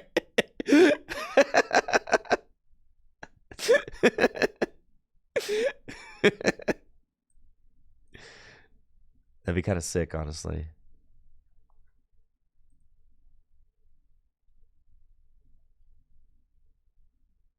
Okay. We got a 4 Seal Stone, so that's pretty good. They've only got a 2-card hand. We'll do that. Ultra Ball.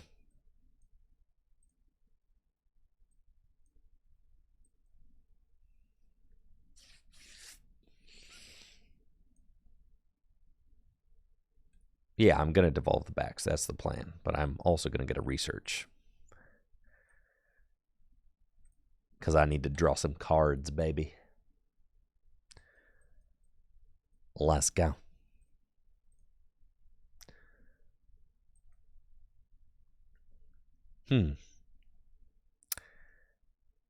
That's a stanky looking hand. What the heck, bro? Come on, man. Not a single energy, man. None.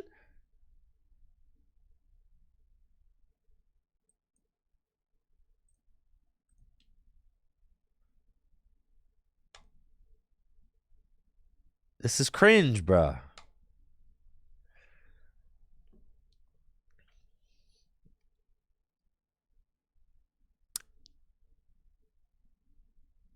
Your hand stinks anyway. Come on. You ain't got it like that.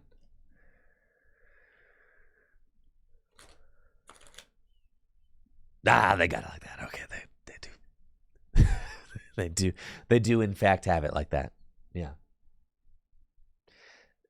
Nah, they won't.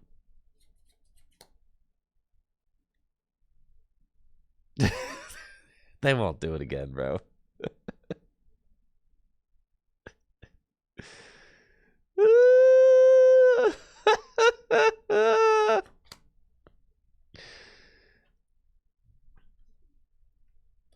This is fine. This is fine. This is fine. Okay.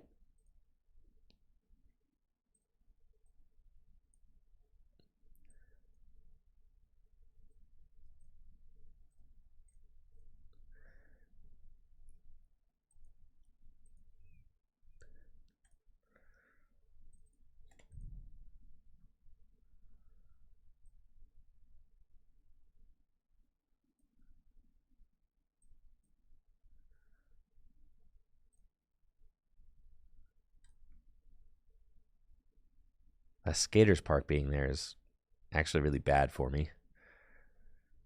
Because they could just retreat and then they can knock out my... Yeah, they're just... Dude, this is horrible. Because I got to deal with the Palkia.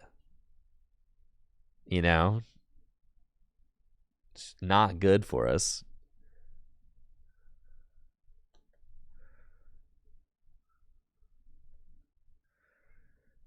Extremely not great. Palkia is doing way too much damage. If they just find Irida again, they're into their rare candy and can just get Frigibacks back.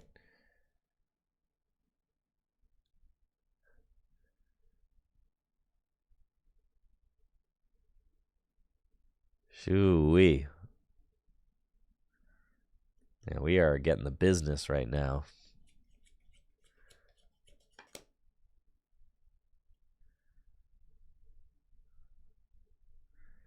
Yep, that's 220 damage. Okay, sure. They've got 2 prizes left. Not great.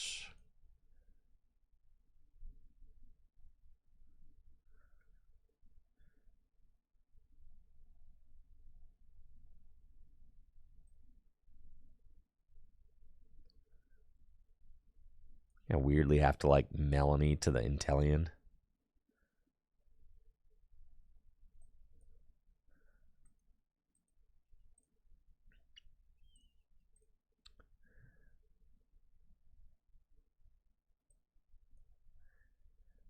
And I have to hope that they do not get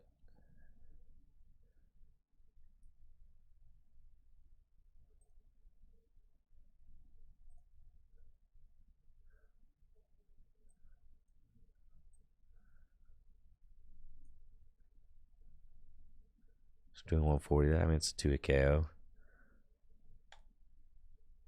Gotta really hope that they don't, like do anything.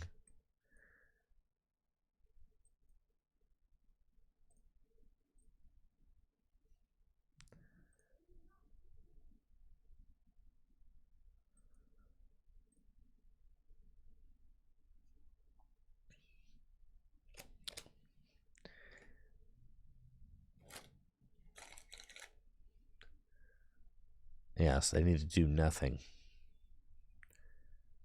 Nothing. Not a single playable card in that 10-card hand. Not a single playable card in that 11-card hand.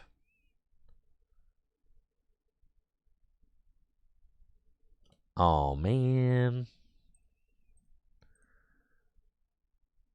GG's.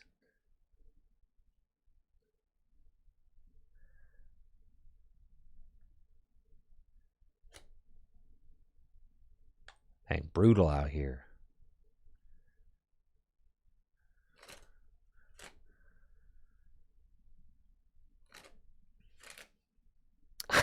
We believe you, Dang Pepe. Game 3, best of 3. We believe you, Dang Pepe. It just would have been funny if it was.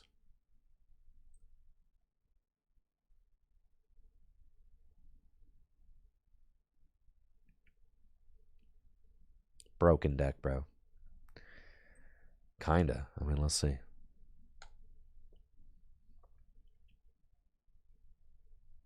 Ooh. I mean, yeah, this could be ugly, right?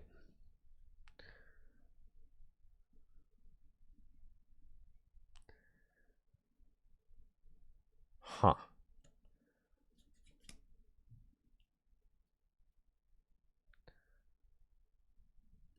Playing against Roaring Moon. I've been thinking about Roaring Moon more.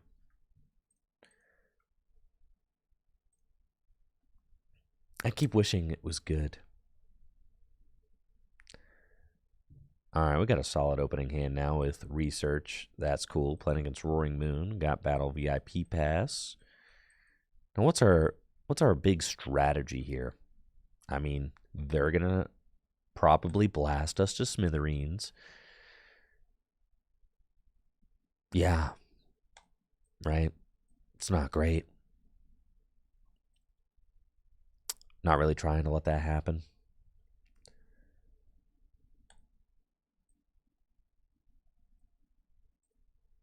So I want to set up all 3 of my dudes. Except I don't want either my Inteleon or my Remoraid to get knocked out, so I'm going to retreat into Remoraid. I don't want any of my guys to get knocked out turn 1. It's all ugly, actually, so we're just hoping that they don't have it like that. And they very well may.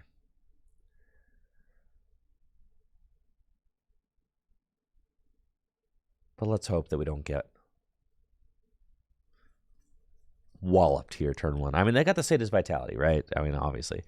And if they have to knock out somebody, hopefully it's just the Remoraid. They only Sata's Vitality, just the water, though. Oh, we are so in there, dude. We're so chilling. All they got is Sata's for 1 water. That's free.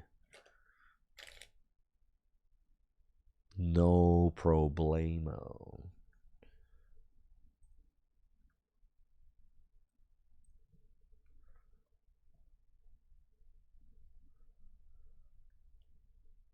I could play Mew EX, is true, which does hit my Urshifu for weakness, which could be tough. And there's the Mew right there.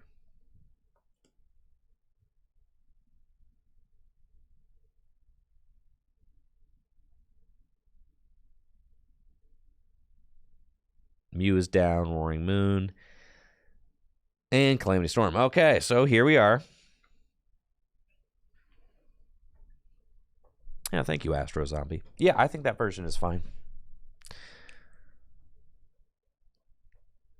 Here we are.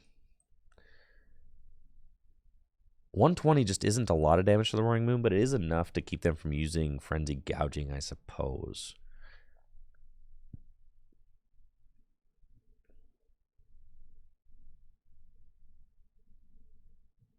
Yeah, that's probably fine.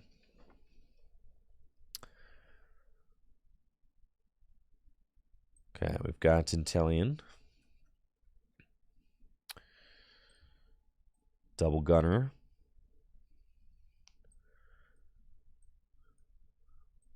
Whoop. Energy there, and we'll research. Okay. Yeah, this is sketch.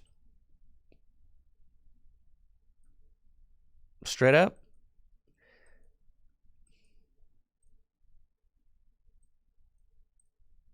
They could just knock me out if they feel like it.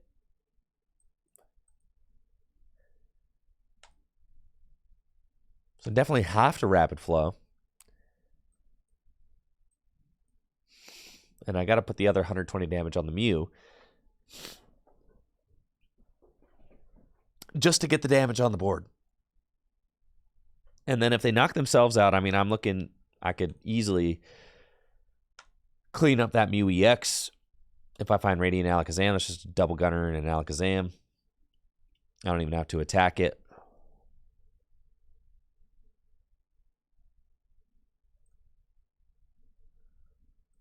All right, all right.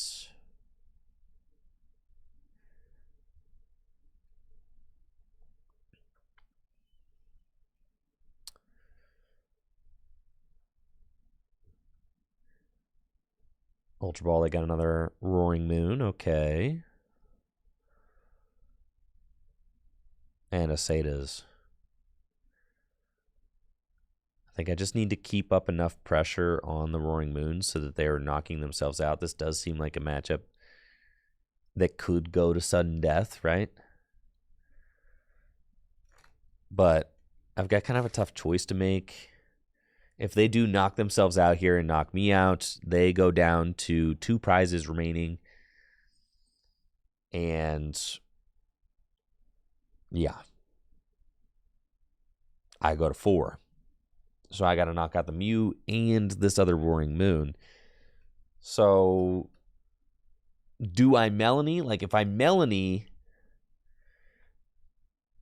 I give myself the opportunity to maybe sack into a Rapid Flow, but I'm probably not going to be able to rip everything I need for another Rapid Flow off the Melanie. So I probably have to research. Going for Yoga Loop the Mew is probably my best bet. But even then, it's still asking a lot. And they got the Ancient Booster Capsule. I mean, so that pretty much means, and that's like what you're afraid of. You're like, okay, they're going to make it so that I have to Rapid Flow that. They're going in with the fresh one? Oh, now I'm ruined. Holy smokes, bro. I'm so bodied. This list needs a vacuum bad.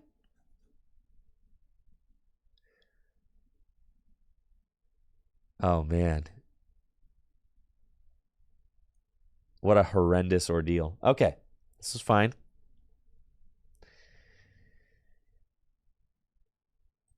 This hand stinks. Yeet. So does this one.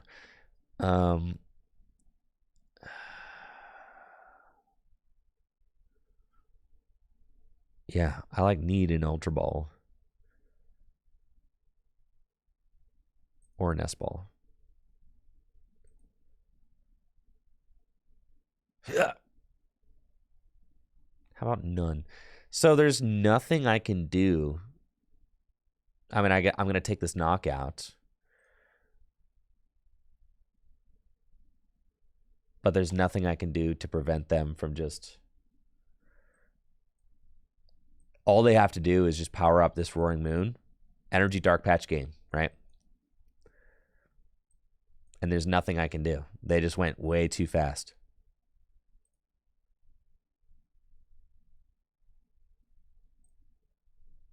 Because if I had at least found my Radiant Alakazam, I can knock out the Mew that turn. And by knocking out the Mew, I make it so that if they want to Frenzy Gouging for game, then they have to knock themselves out and it goes to sudden death, right?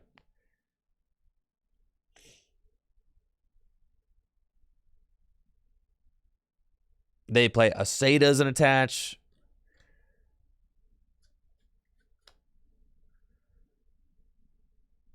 Dark Patch attach.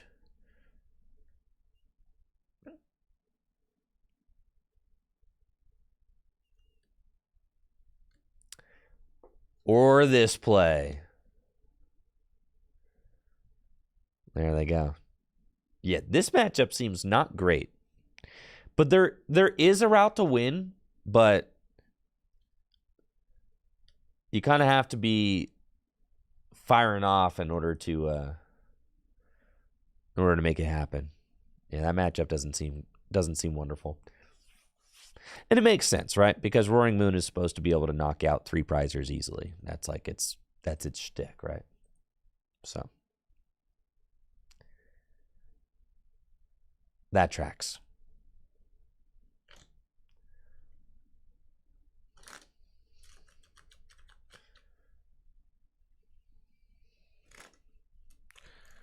But really, I was just an Ultra Ball away there off the research. If I just find my Radiant Alakazam, like, I think... I mean, it's sudden death. They probably win sudden death, but...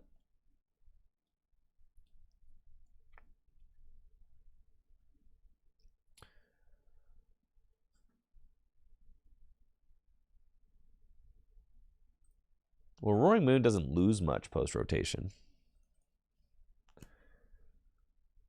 So it does have that going for it. Does it lose Dark Patch? No, right? Got our worst starter in the deck.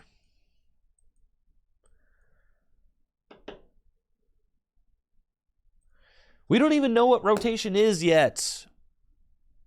Spider-Man meme. Looks like I may be playing a Rapid Strike Mirror, which should be kind of fascinating. No idea what to expect out of this, but I'll attach an energy and pass. And we both started our Radiant Alakazams, which is super funny because it is the worst starter in this deck. These decks usually only play 1, maybe 2 switch cards maximum, and Radiant Alakazam is the dude who cannot easily be switched out of the active spots with Tower of Waters, right? Everybody else, and they had Turo, so they discarded the Turo. So that means the only way they're moving this Alakazam is with Rope.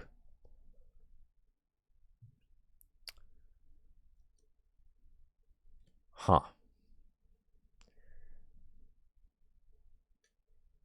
Turo seems like it would be very good in this mirror match, but also so does setting up, and I have not found a Battle VIP pass you know?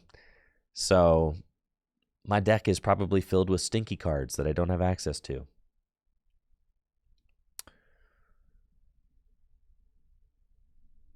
My deck is probably filled with stinky cards that I cannot play, like Battle VIP Pass now.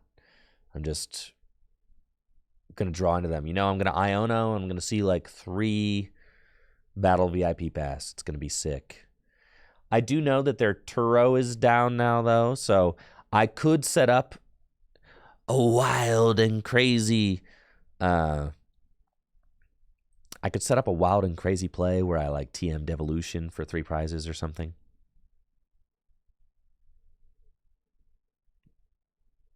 It is possible. Yo, I'm so sick with it, bro.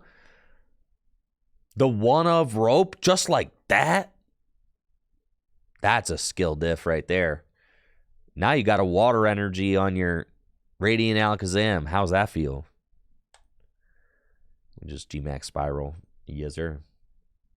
Scoop. And then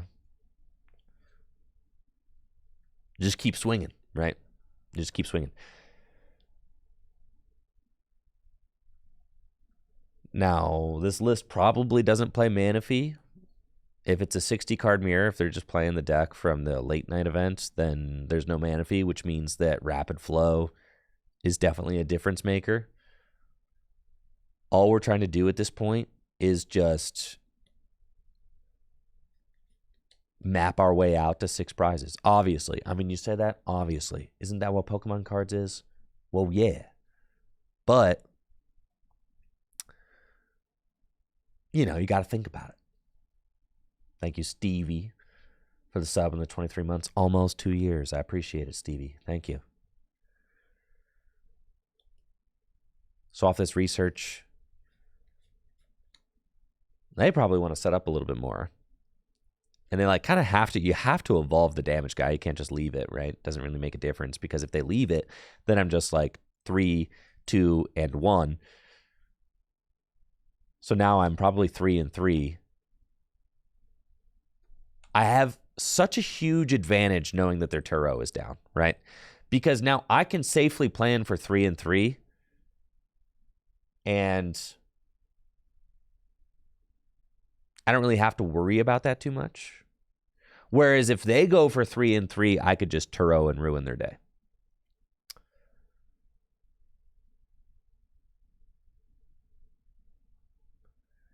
Yoga Loop is something to look out for as well, but I don't have Remoraid down. And now that is something, they have kind of bench locked themselves out of a Yoga Loop play, so I don't really have to worry about if I do bench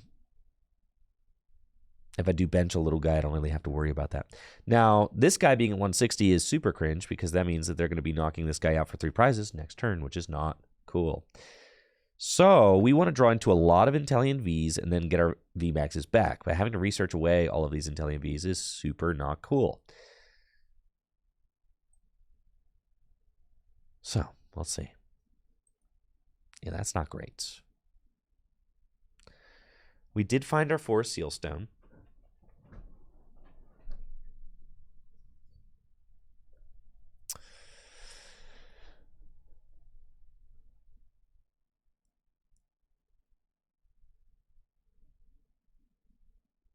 But I'm not really setting up other...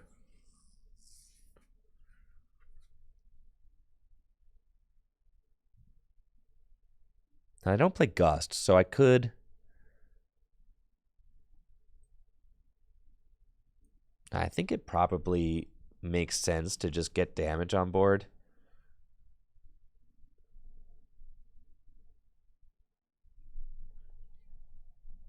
It's tough. And I didn't find a single water energy, which is also really ugly.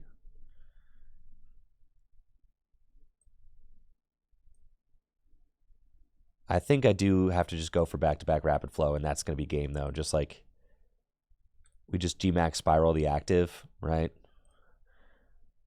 That's probably... But I can't do back-to-back Rapid Flow if I never find the water energy. So... you know, it's not great.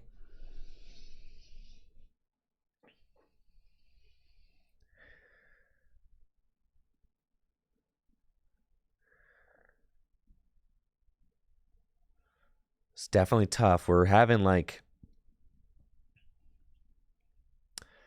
not the best setup right now.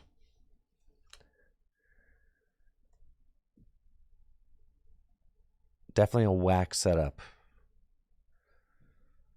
I mean, their board has 3 Inteleon VMAX. Mine has 1. That's about to get knocked out. Right. I mean, I could have used my... It felt like a poor use of my Forest Sealstone to just go get a water, right? I mean, I could have. I definitely thought about it, but that seems like kind of a whack use.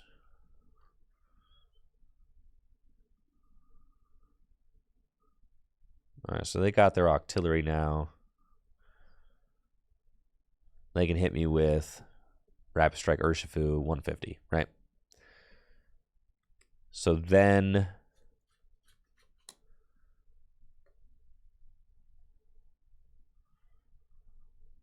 how am I doing this?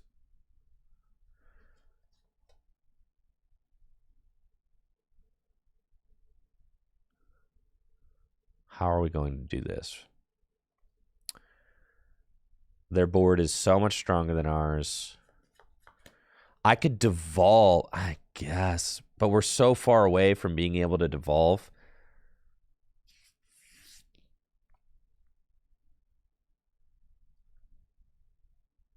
I know they have Clara in their hands.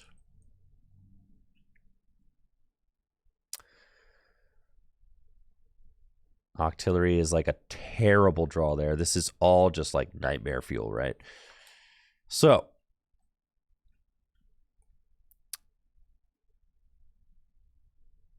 I have to go here. I have to Star Alchemy, and I have to get Iono, I think. That's just all we really have. I mean, this hand is so bad. It's like we absolutely have to go see 6 new cards.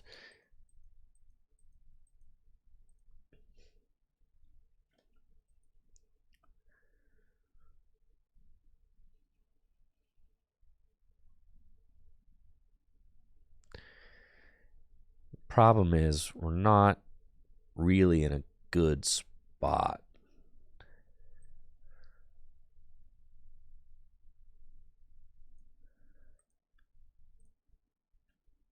And all I have to do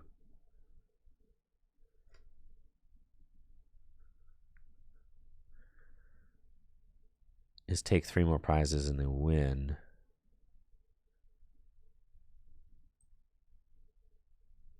I pretty much need to top deck a Tura.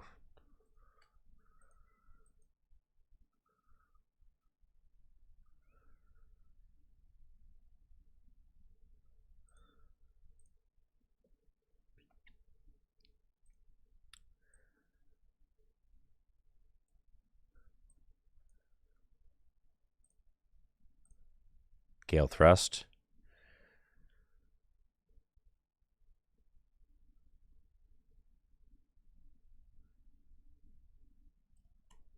Yes, the problem is I'm drawing like booty cheeks.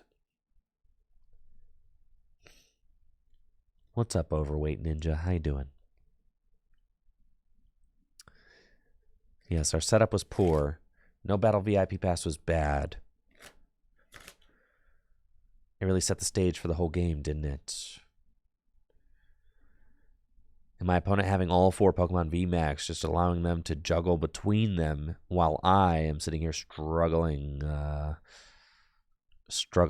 badly.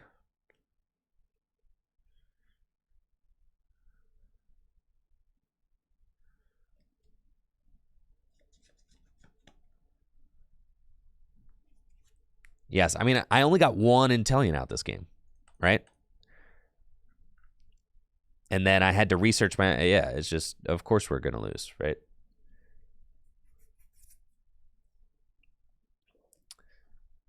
Like, I played, my first two supporters were Iono and Research. I Iono'd into no basics, basically. I got out one Inteleon VMAX, which they were able to neutralize and deal with, and then I had to research away my other two Inteleon VMAXs and found... I mean, look, I have not played a single Ultra Ball, Nest Ball, or Battle VIP Pass this game, right? So it's like you're just going to lose that no matter what.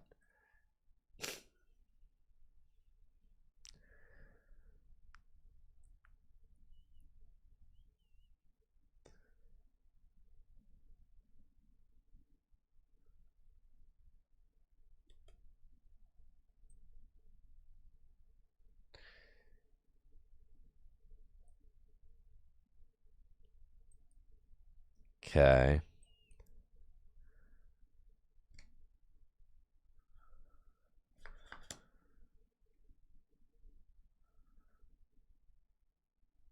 Can they...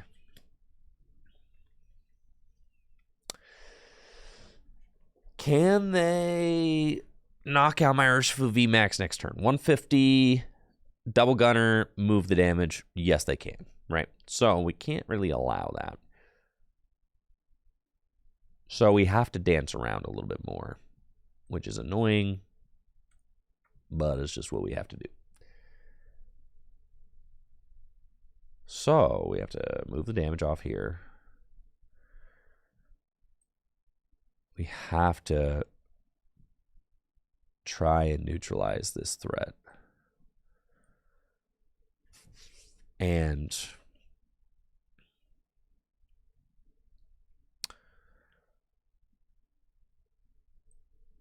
have to put the Inteleon down. And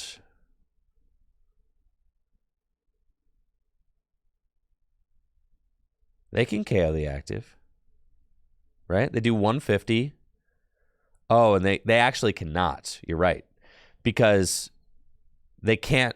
Double gunner only goes to the bench. Yes. They can punch for 150 with Urshi, but then they can only move 20 up. They're short by 10. Which matters.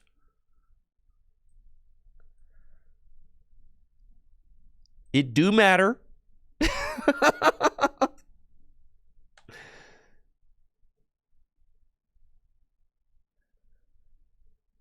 I'm like almost at a devolve for, you're sure you're a 170. You got 220.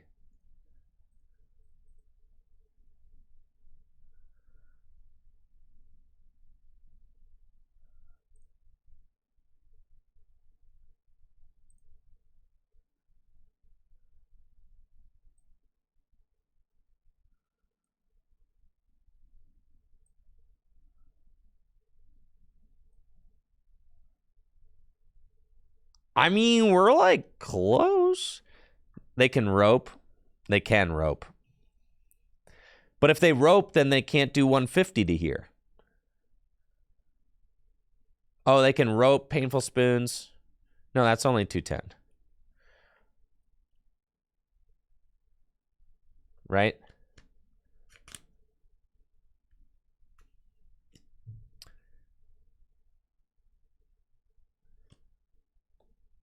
All right, if I top deck Research now, I have a shot.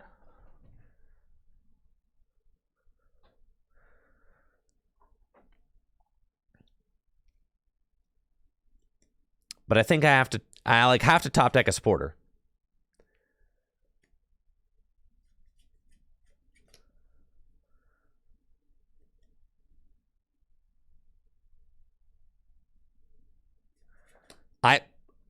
Okay, let's see the next 6.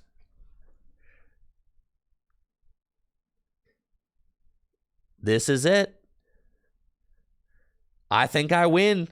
I think, unless they win, and I don't think they win. Holy smokes, bro. They just have to go through. Yo, this is crazy, dog. Okay. Okay. So, but they got their guy active now, though. And I don't have my Yoga Looper with me. But I do have... Man, okay. I can't. Let's see. You have to Clara. Do I have? I don't have the Devolver on me.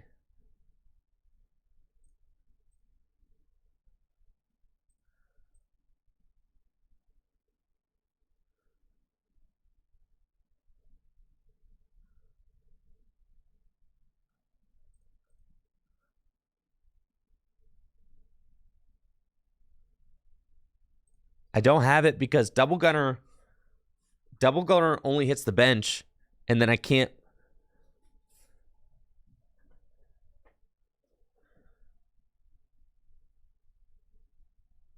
Oh, Gunsweep, and I punch the active. I do have it. Yeah, I have it. Okay, I'm tripping. Yeah. Well, right, because I just knock out the active, knock out the Inteleon. Yeah, I'm tripping, bro. I'm tripping, bro. I'm tripping. I got it. I was like focused on having to knock out the active with Painful Spoons, and I realized I just knock out the active with like an old-fashioned attack. Yeah. This is crazy. This is the 6th prize turn. What the heck, dude? It's messed up. Wait.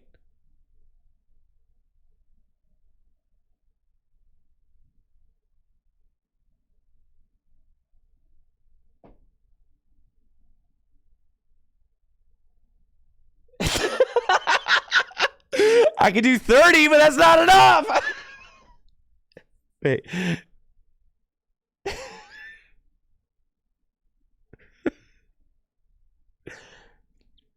Why tax you? Because I thought I only had to punch for 30.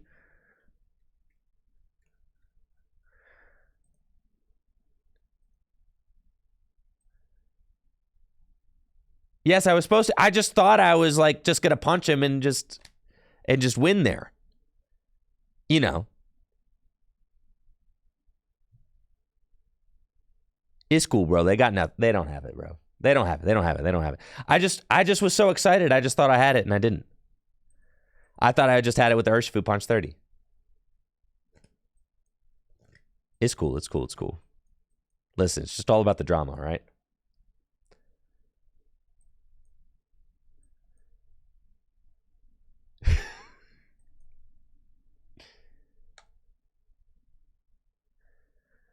They don't have it. They don't have a water in hand. Listen, if I lose this, I didn't deserve it.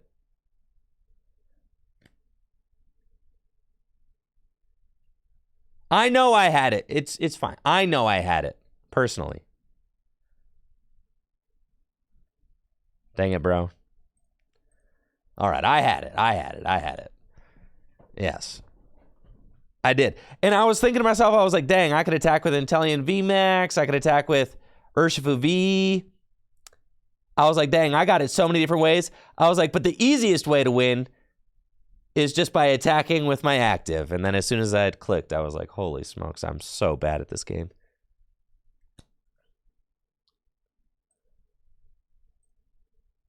By far, the easiest way to win will just be like this. God! It's fine. It's all part of the process.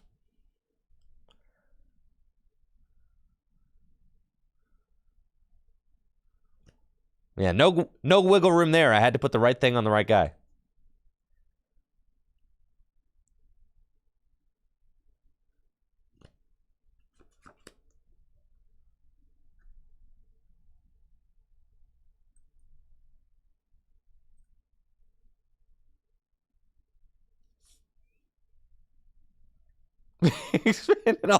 I know, I fought so hard, bro. Looks like I'm playing against Gardevoir, broken Urshifu Inteleon deck. Alrighty then. This should be a pretty good matchup. I like what I... Nope, not Gardevoir. Zorobox. Should still be a pretty good matchup. I think.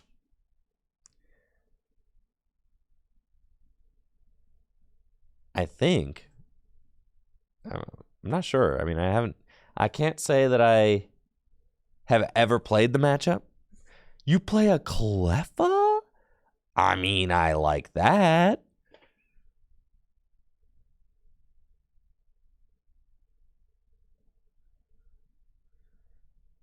Cleffa, that's wild.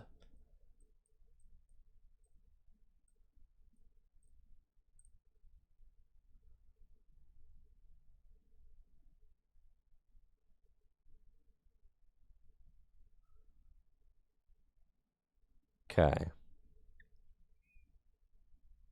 Spiritomb's in the active. I don't really want to knock out the Cleffa.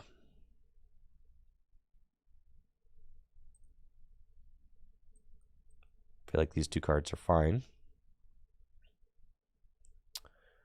And that I'm going to put down the Inteleon Nest Ball. Go get probably Rapid Strike Urshifu.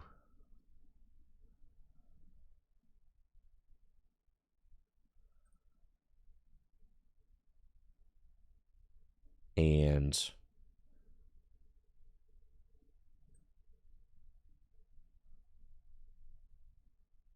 can I attach an energy there and then just research next turn? I don't really care if they knock out the Spiritomb. That's fine.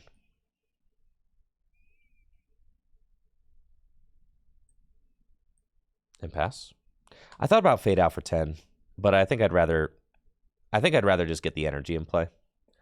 And also, like, yeah, I think, you know, like going in with Inteleon to knock out a Cleffa seems like a horrible idea. Activates not counter energy, activates reversal energy.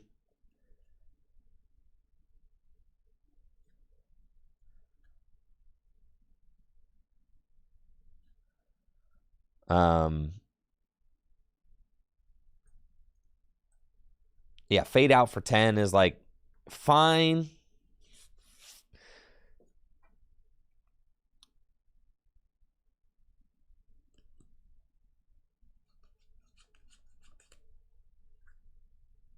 But I also like just getting the energy down here.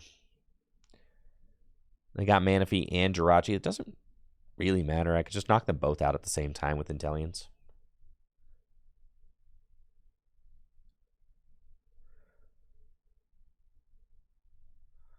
Okay, here comes the cleave, dude. Yo, Spiritomb resists fighting. It's not going to go well for you. Route for 50.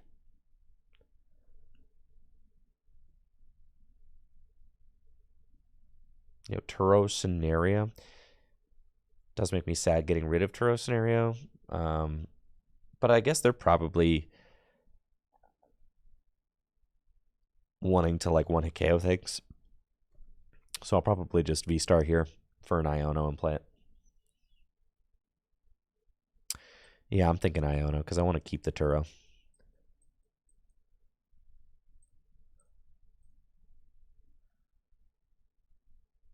And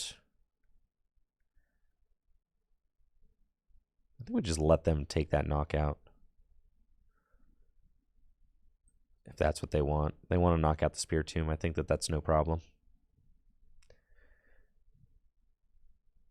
Ooh. I mean, or we could just draw some cool stuff.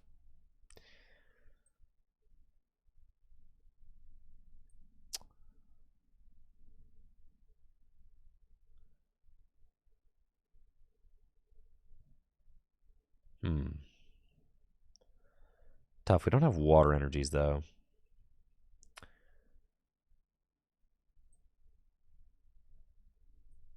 We could evolve here.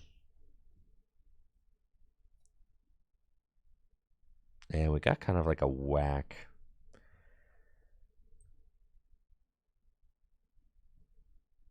Hand. I mean, I think they... Yeah, you don't really want to take the lead yet. So I'm not going to just attach there, pass, and kind of see what they do. I don't want to take the lead. Because if I take the lead, then...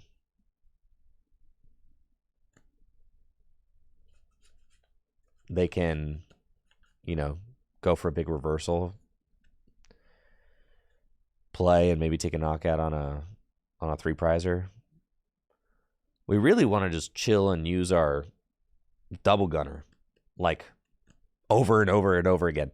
So yeah, this is kind of tough. I mean, I really just want to find water energies. I want to find Inteleon VMAXs.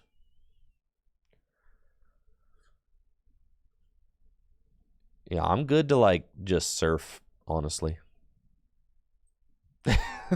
For like 40. That's fine. Okay. And see, that's where I held off on Ultra Ball because every little thing like that matters. Like I top decked Octillery. I'm like, okay, well, now I'm going to go get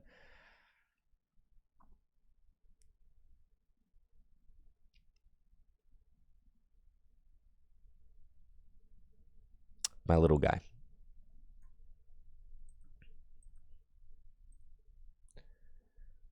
So I'm going to go get Remoraid. And I am going to surf.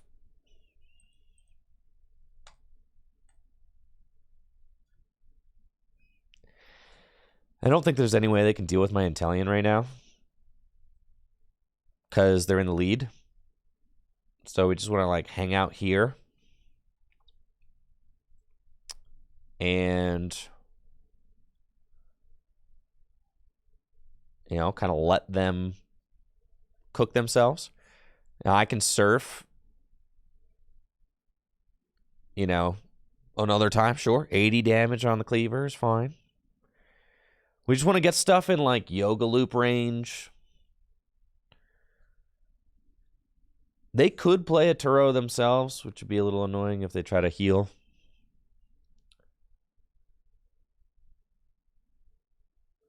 They play Raichu. I'm pretty sure everybody plays Jolteon now. Raichu is like old technology. I think it's Jolteon, right? If you're, yeah, 90 plus 90 if it's an EX or V. All right, just 80 with the route. That's fine. Cool top deck there with Earthen Vessel. So we're going to go Rapid Strike Search for...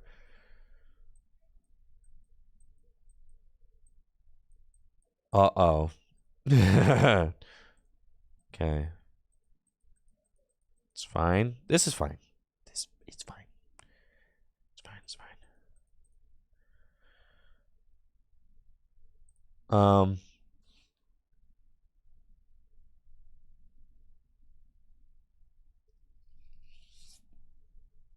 Okay.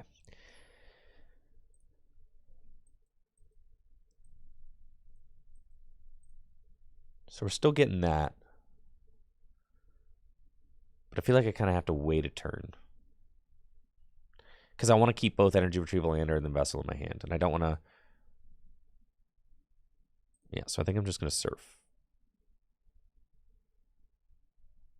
That's fine. And then I'll wait for next turn. And then I can double gunner twice. Yeah, that's fine. Okay.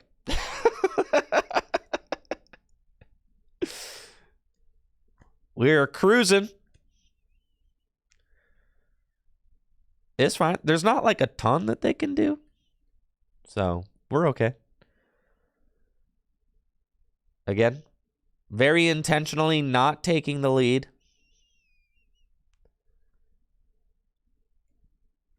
My opponent, I'm pretty sure they can't knock out my active, right? Even so, I want to keep Energy Retrieval and Earthen Vessel. Right, because they're using Route for 80 damage. So how are they going to knock out my active? See? And I only have one ability in play. Okay. So now we go Rapid Strike Search for Inteleon. Earthen Vessel for these. Evolve here. Evolve here. Double Gunner. This is, yeah, I know. I've played way too much Zoro box. I know exactly what they're doing. I have played this deck way too much.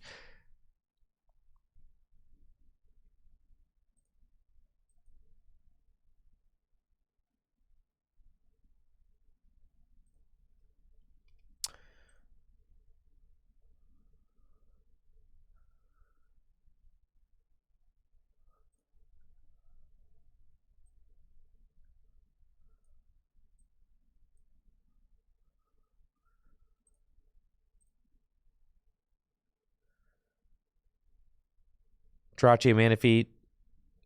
Yeah. Yeah, probably is Jirachi Manaphy. I don't know. Curly is sick too, but yeah, it's probably just Jirachi Manaphy. But I don't really even want to knock them out, you know? I don't want to take knockouts. That's like not what we're doing here. Yeah, we need to not take knockouts. Never take a knockouts.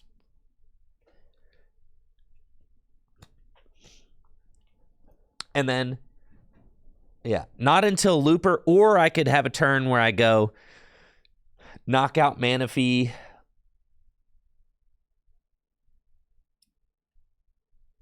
No, they definitely play Jolteon. Nobody plays Raichu anymore. It's totally Jolteon. Oh, with a Metal Energy, they could go Metal Energy Scizor now and do 100. It's actually only 100. No, it's 160. Yeah, they could. They could. That's true. I evolved too many guys into play. That's true. That's true. That's true.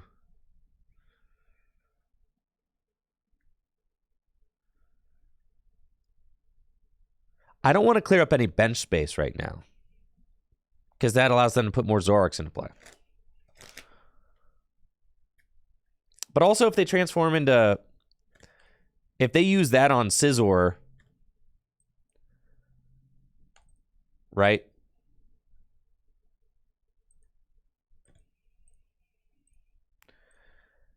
Then that means they've used their only Zoroark on...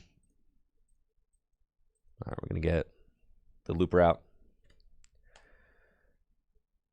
Right, they can't afford to push the last Zoroark, for sure, for sure. So we're going to double gunner. And then I think the play that we want... And then...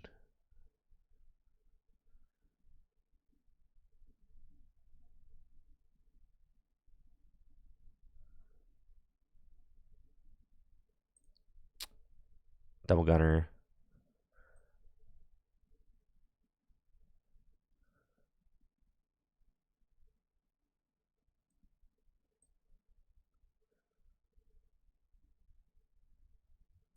I need like another water energy. Just gonna retreat over here. Pass. Yeah, I need another water energy. Maybe that Kirlia should have been on the Manaphy the whole time. And then you just go like G-Max Rapid Flow. But it's fine. It's fine. We'll figure it out. We're like right there, you know.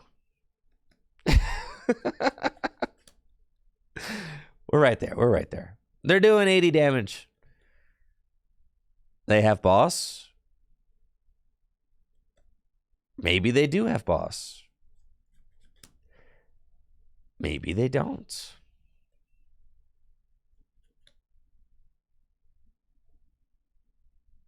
That's why I am dead drawing. Keep in mind, I am dead drawing, okay? So I haven't played a supporter in a long time. Any day now. Karina, it's prized.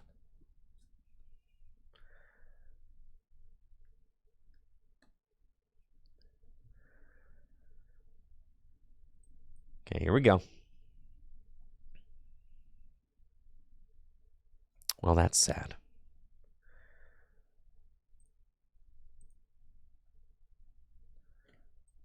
Okay.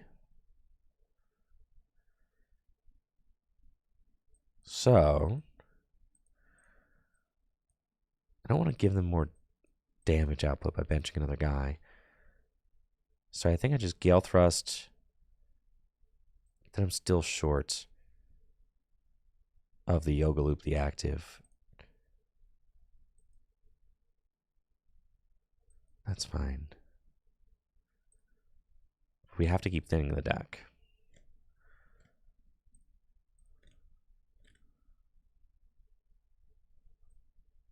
Oh, we're still fine. I still have some time. I just need to I need to find a card. Like any live card, actually. Okay, here we go. Gale Thrust. Come on, baby. Come on. Come on.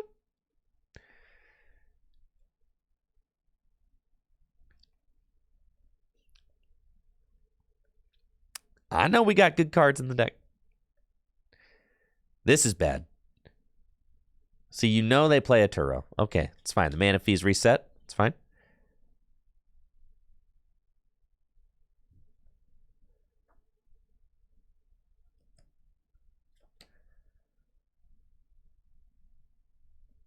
Huh. That's fine.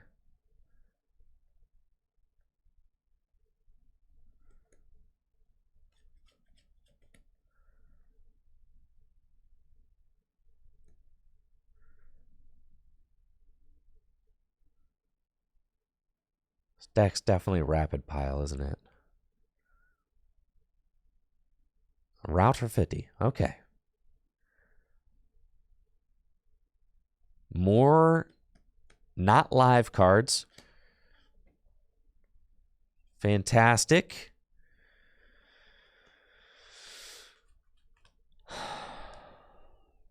I can knock out the cleaver, I guess.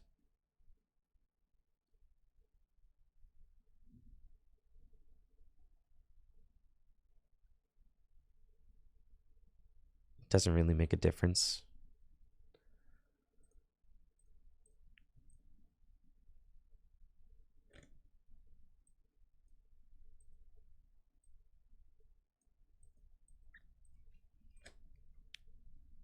Okay, so we'll Rapid Strike Search for another.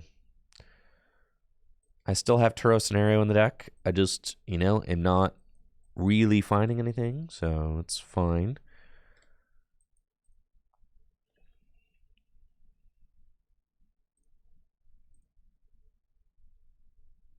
Ah, that could lose me the game. No, it can't, because they can't use reversals, so that's fine. And I only have 2 abilities. That's fine. All right, Gale Thrust.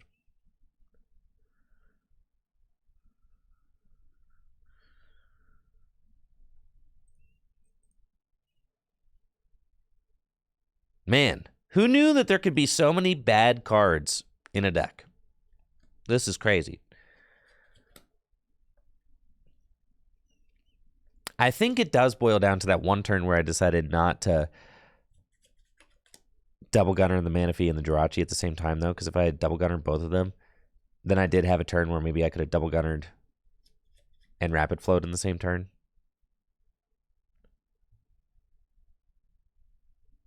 No, this matchup's not bad. I feel like I could definitely win. I just am. I mean, my goodness, this deck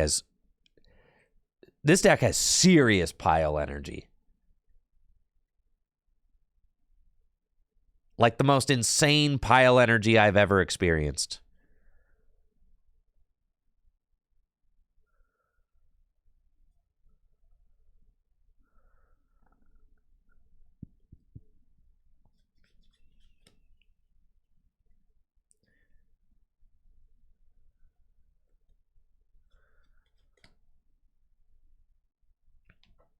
All right, I need Turo Scenario.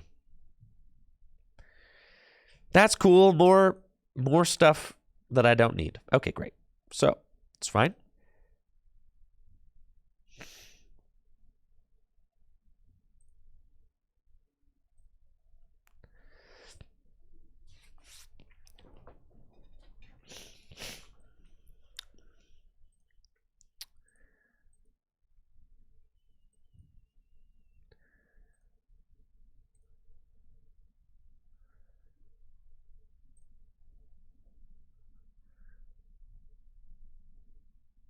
Just absolutely terrible.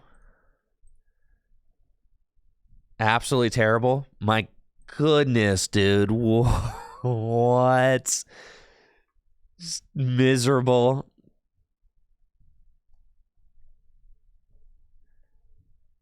Absolutely miserable.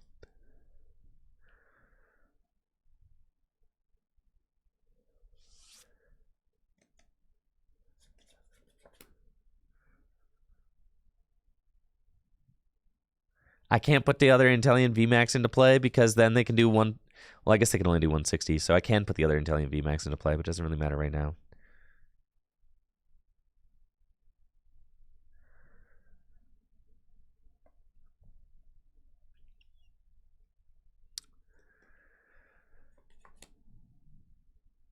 Maybe we'll find a supporter card. Maybe. What do you guys think? Maybe? Maybe. It's fine. I can get all the way down to like... They're only doing 110. I mean, it's okay. All right, fine.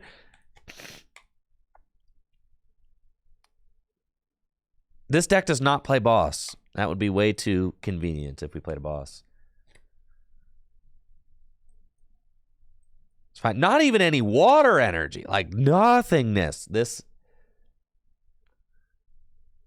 is fine. Yeah, we take that. Okay.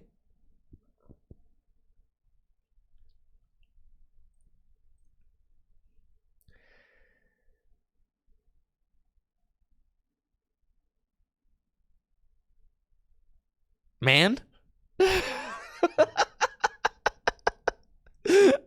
Man, bro. Pain.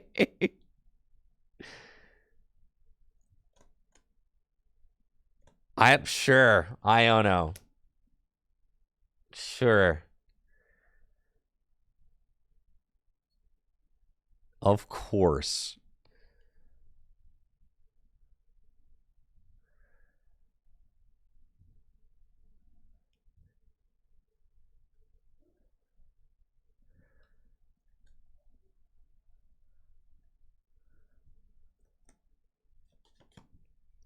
The problem is they just need boss for game now.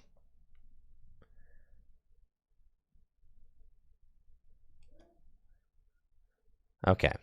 So I have to go, but I can't yoga loop. I just go double gunner, knock out the active. That's what I have to do. So I can actually just win. That's hilarious. I mean, it's absurd that I have a win con right now, but I do. I just double gunner, knock out the active, GG's, no re. I can't Metacham because there's a Jirachi on their bench.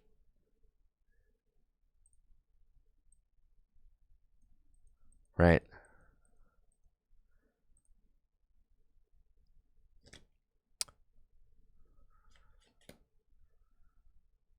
Oh, yeah, Radiant Alakazam. That should have been a Radiant Alakazam grab.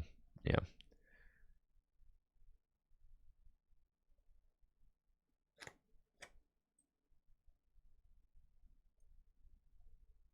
Well, we can't loop. All right, let's just go. There's Radiant Alakazam. All right, we're good. We win. See? I wasn't even sweating. Were you guys sweating? You guys had no faith. Absolutely none.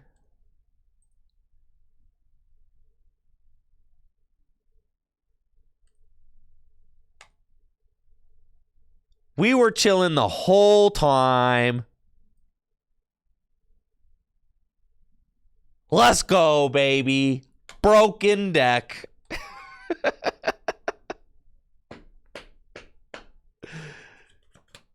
Broken deck.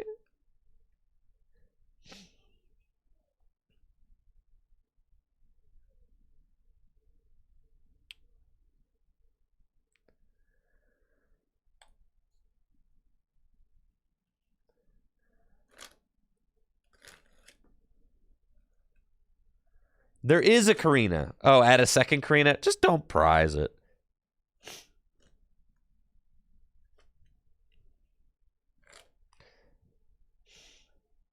Not usually Zen Atmos, just because there's a lot of people here and, you know, I don't want to play favoritism or anything like that.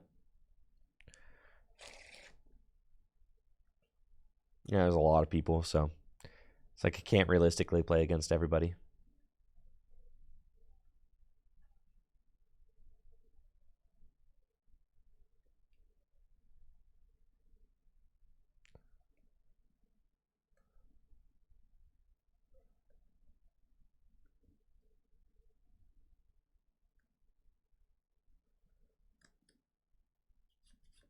Yo, I totally would have top decked the research. Trust.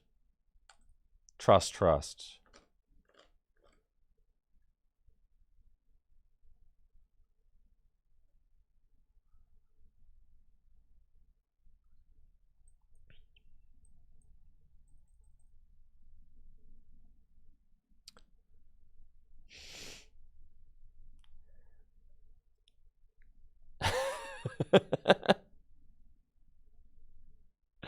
The top deck was Melanie. All right, so I would have lost.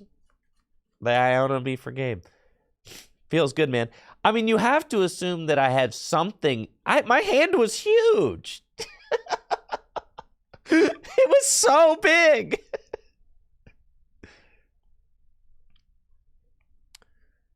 Looks like I'm playing against Charizard with the broken Rapid Strike Urshifu deck. We've got our brave little Remoraid here, ready to go. And the Squawker, I mean, might as well. Let her rip.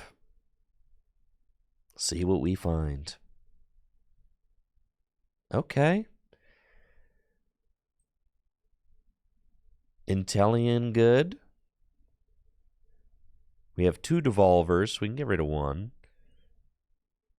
Ultra Ball. Away these.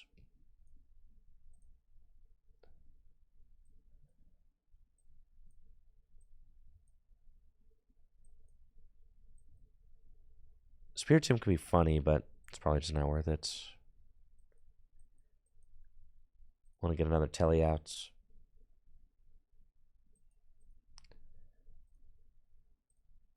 Caw.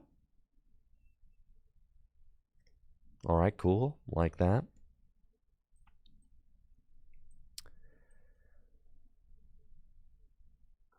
Urshifu.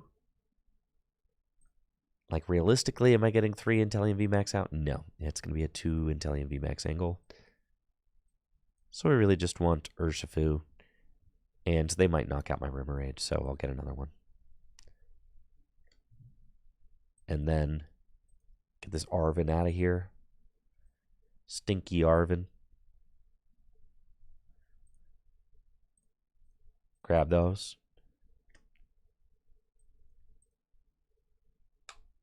Go ahead. Smack them with the rate. No, I'm not going to hit them with the water gun for 20. No. Come on. Be serious. Be serious. That's unserious.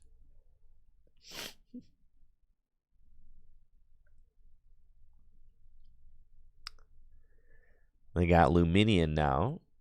It's a lot of liabilities on the bench over there.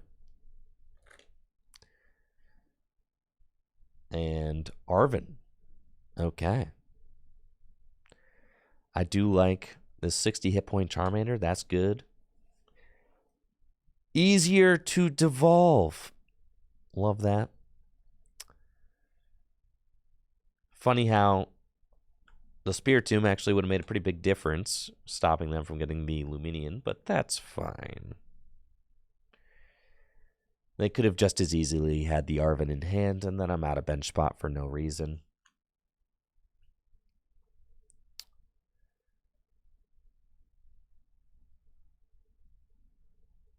And there's the Burning Darkness. Okay. No mana fee. That's good. Like that.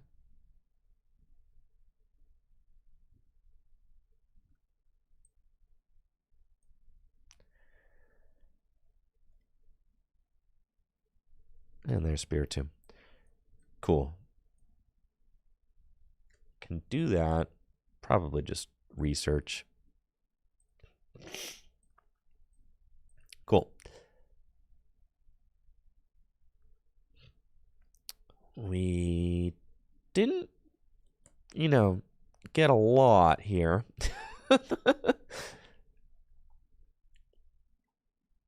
Yeah, no. Okay. That's fine. Leaving a little bit to be desired.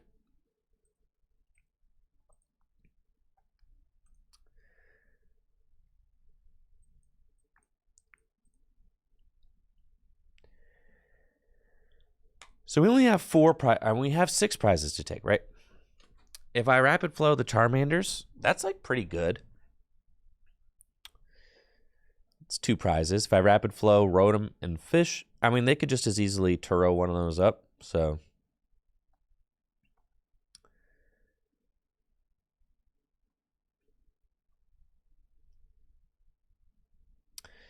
I could rapid flow the active. I think I'm going to go. My hand's kind of weak as well, so I think I'm going to go both Charmanders. That just seems fine. I mean, my hand reeks, bro. I mean, keep in mind, this guy's got a 60 hit point guy underneath him, okay? So we don't want to, like, the devolve. Yeah, and see, there we go. Inteleon, good.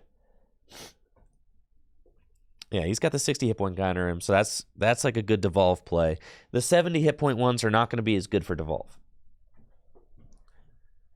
We punish them for not getting the mana fee out.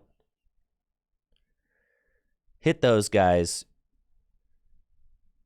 I mean, we really want Turo would be nice.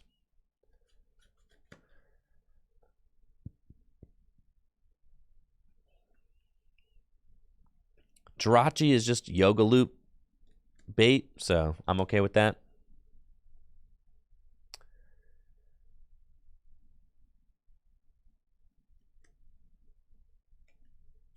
We do find the 4 seal stones, so that's kind of nice. And Mew, you never do that.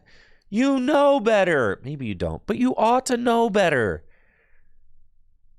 You're just handing it over. Okay.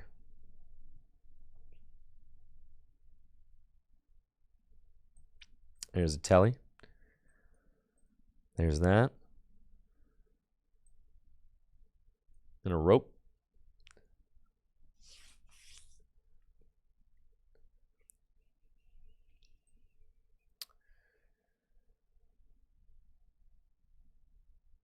It's fine. 4 seal stone. Rapid strike search.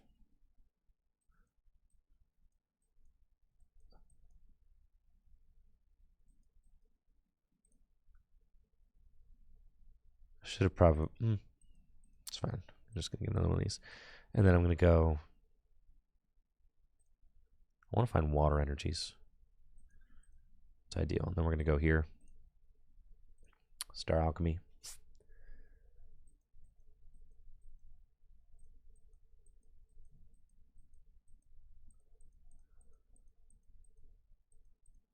It's fine.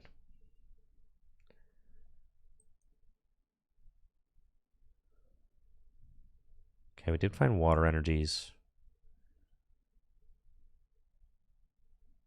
I shouldn't have used the Rapid Strike. Yeah, that was my bad, but it doesn't really matter. I got the Radiant Alakazam too. So, that's chill. I don't want to take a knockout yet. Because I don't want to put that Charizard.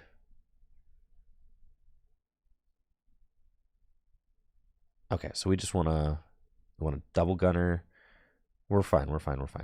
Double gunner here and here. And then we want to double gunner there again. And then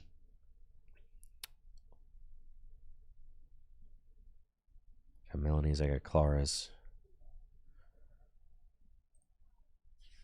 I don't want to lose.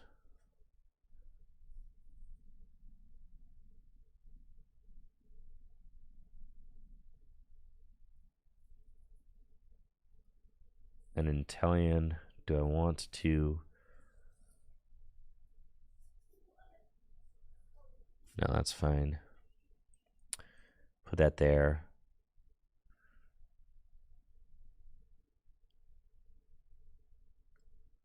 I think I can kind of sack something. Jirachi does block Yoga Loop, yep. I think I want to sack something. I don't think I want to keep an Inteleon up. I guess keeping the Inteleon up doesn't really matter. That's fine. Yeah, all right, we'll just pass. It's fine.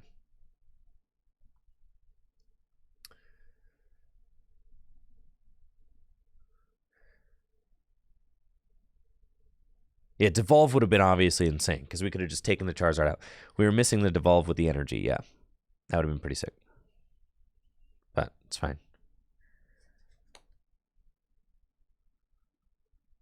I need to find the Devolve in order to, like, you know, win this game.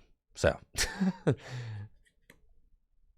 I am going to have to find that. Oh, they got Counter Catcher. That's not great. So you're going to knock out my Urshifu.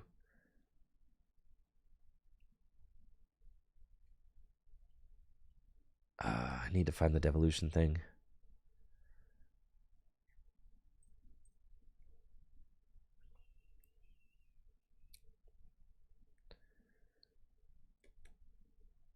But I don't know that they have anything.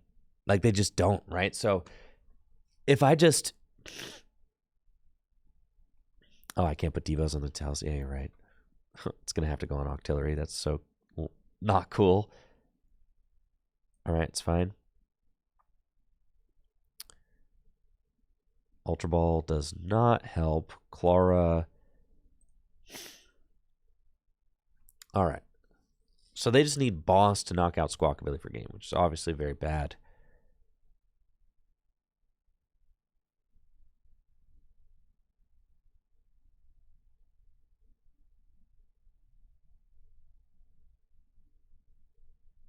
I have no way of finding. So maybe I just have to Melanie because it gives me the highest chance of finding the Devolve, and I have to find the Devolve. I mean, they could go Radiant Charizard Boss, I guess, but they probably don't have the switch card to use. And it's just like a very low chance of finding it.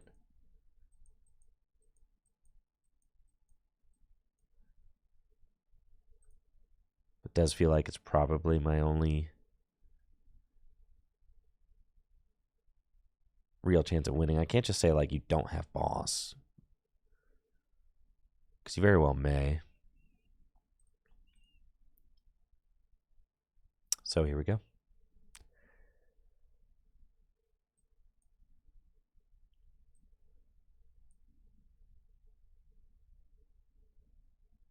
We did not find it.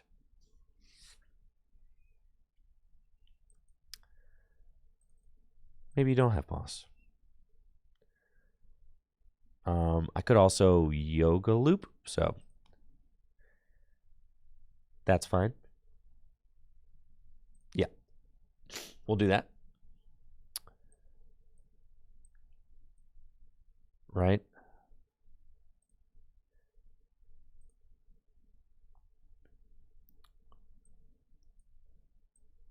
So do that. Jirachi goes down. I take that. There's Turo Scenario. Holy smokes.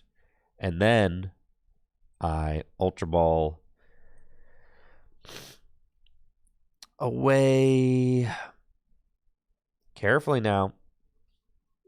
I Ultra Ball away. It's got to be Tower Waters so I can retreat. It's got to be... The Turo Scenario is pretty good. They can't do 330, so we want to kind of keep that as like a backup plan. I think it's Clara and Alakazam, because I could technically bring the Zam back. But then... No, we gotta... It might be Clara and Turo. But the Turo removes my win con, right? The Turo removes their win con. All right, I'm playing Ultra Ball. And the Melanie is my only draw card.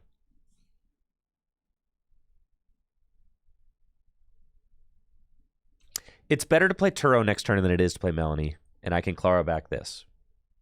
Okay, fine. Oh, my... Man. My guy's prized. Well, never mind.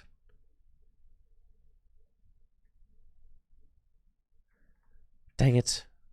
This freaking stinks.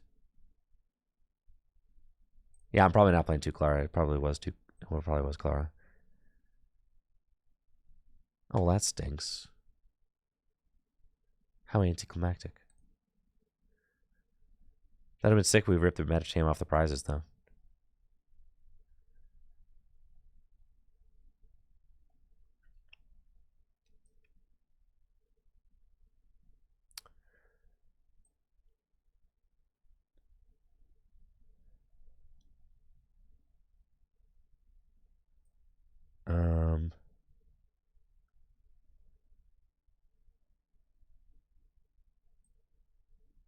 I guess if I'm doing 140 here, that's fine.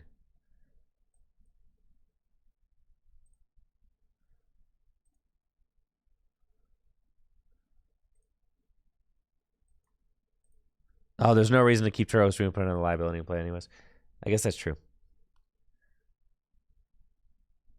But here they have to have boss for game. And they might. They usually do. See? Dang it. We were so close.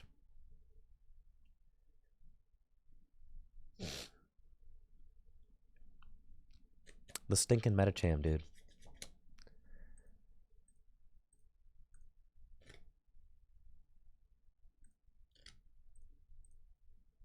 Gosh, if the Metacham's just not there. If the Metacham's just there, that game... we have a real shot. All right.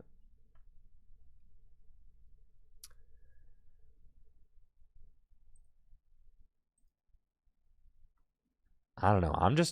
I am not a big Rapid Strike Urshifu person, you know? So like I just took a winning list and I'm playing it, you know, and I'm trying to learn the ways.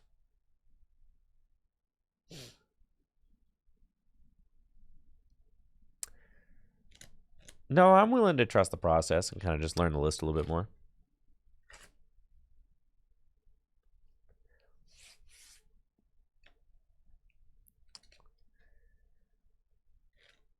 Cool thing about the Iridiversion is that Iridiversion can play like Hisuian Heavy Ball. My opponent is emoting a lot. That's pretty cool.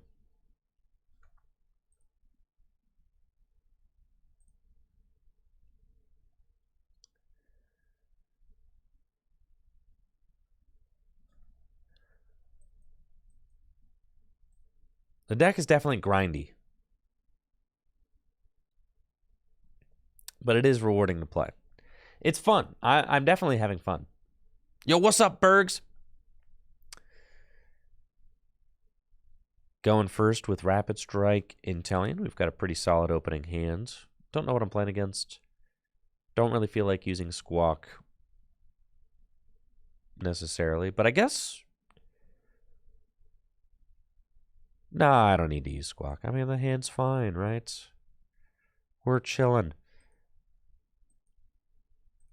Ultra Ball away those. Start to get set up a little bit. And just see what my opponent's got in store for us. How about that?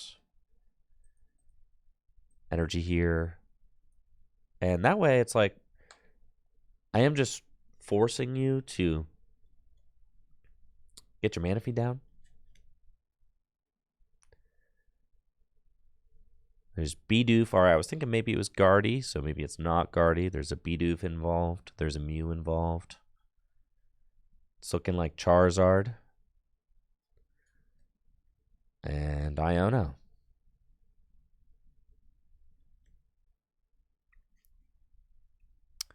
It's a real solid looking Iono hand. I like what I see here.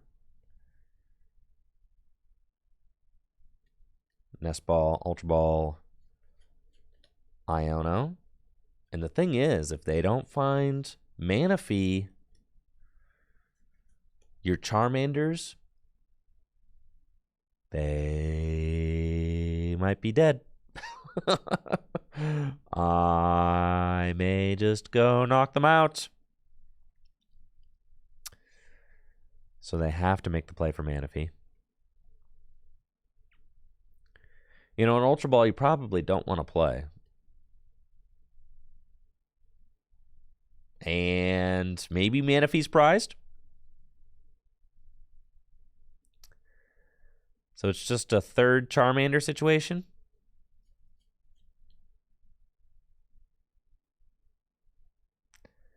And it passed to me. Cool. We've got Melanie. Actually, I like playing Melanie here. I mean, I've got the Ultra Ball to be able to do it. Does it really matter? Not really. I guess I can, or I could just Melanie. I don't even have to play the Ultra Ball. And I could always retreat and get the guaranteed Rapid Flow, but that's like losing an energy, which feels kind of bad. But I also don't want to Iono them, so I think I am just going to Melanie. It's Nest Ball.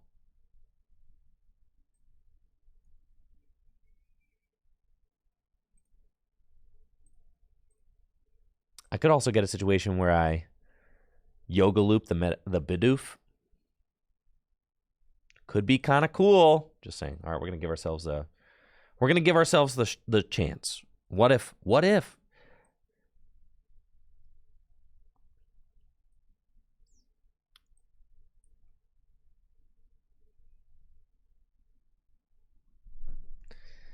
We were pretty close, actually.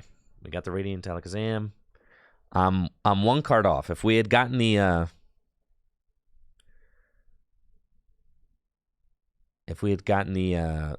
switching out, I could Yoga Loop the Bidoof here. So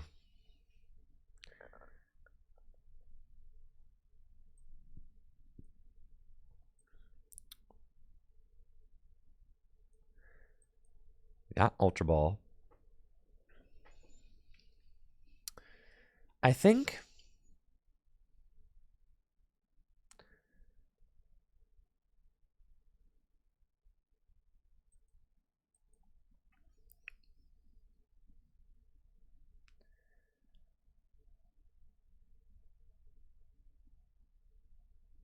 I'm just saying do this.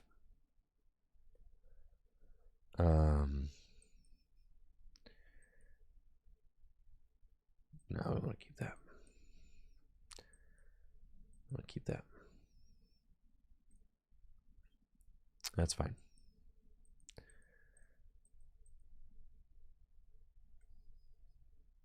Okay.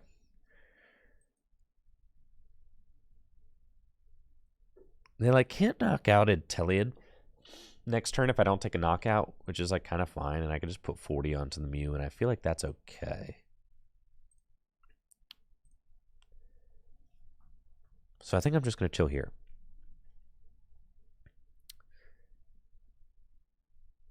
Putting 40 onto the Mew, I think is fine.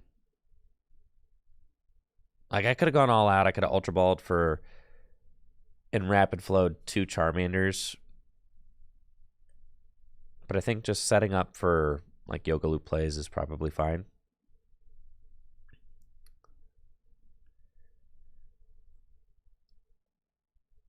Especially since it looks like they don't have Manaphy.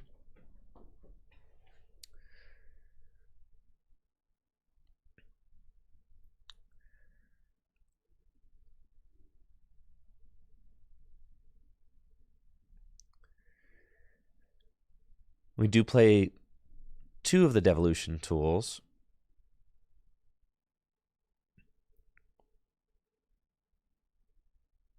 And it looks like they're going for Entei. Okay. And here comes Entei.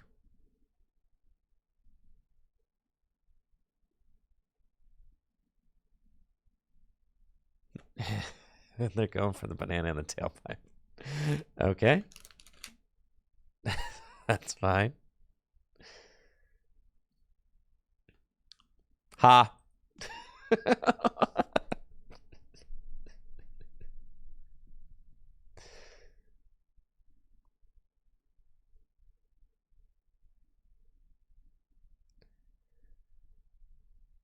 That's the one of escape rope. Feels good.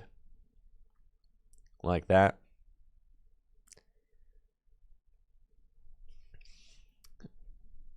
And the Bibarel, yeah, it's time. It's time for the Bibarel to go. I think. Yeah, okay, here we go.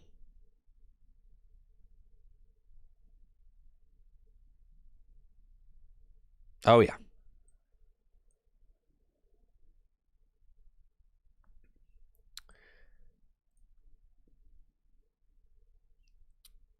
Okay.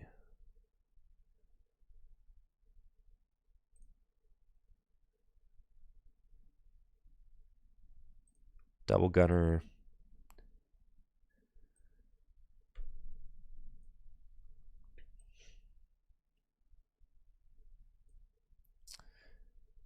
Take our prize.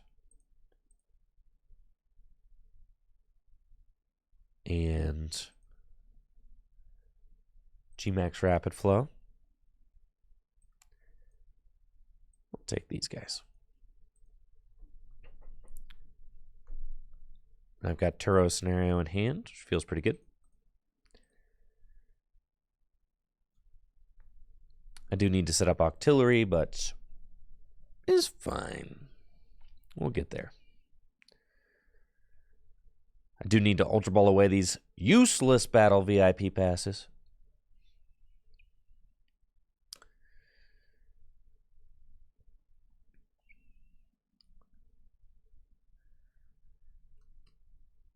And here's Radiant Charizard. Okay.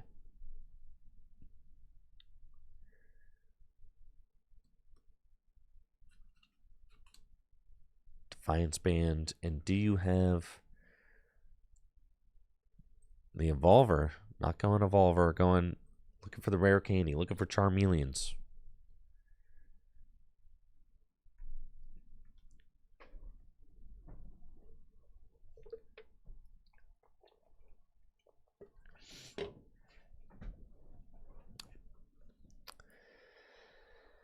Don't say Blazing Destruction. No, not this. Not like that.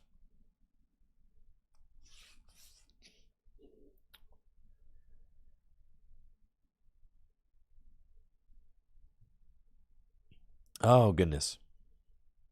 They have to give me Radiant Charizard, huh? I guess this thing can do...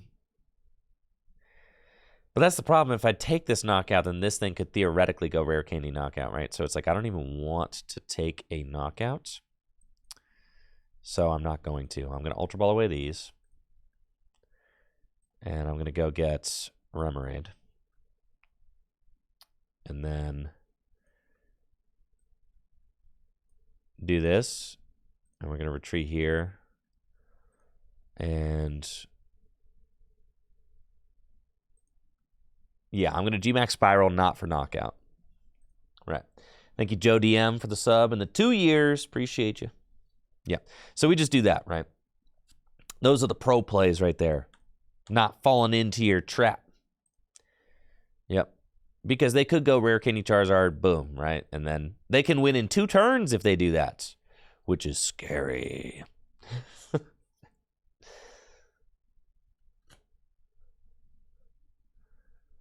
Yes, and they're probably not going to be able to remove this Radiant Charizard. And I got a Turo Scenario in my hand. So if they decide to swing with it, that's fine. I've got Ultra Ball for Octillery.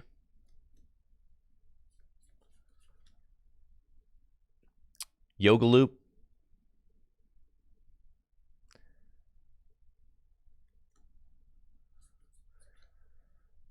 Counter catcher. Not my Alakazam, bro. Maybe the Metacham. Maybe they take out the Metacham.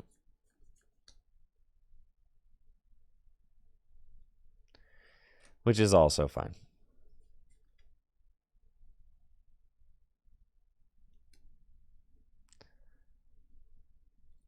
Inteleon. I'm going to take out my Telly. Okay. And they got the Forest Seal Stone. Okay.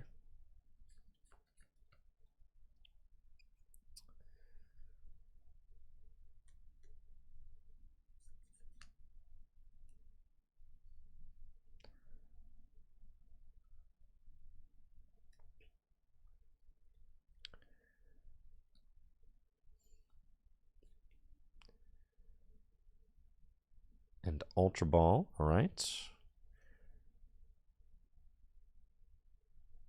Dang, another Beaverell back. But I can Rapid Flow that. I couldn't Rapid Flow the Bidoof. Thank you, Jimbo, for the Prime sub and the 7 months. Appreciate you, Jimbo. Thank you.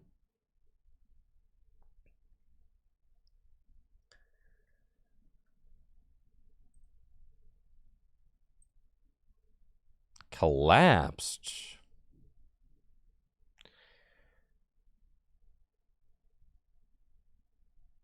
Man.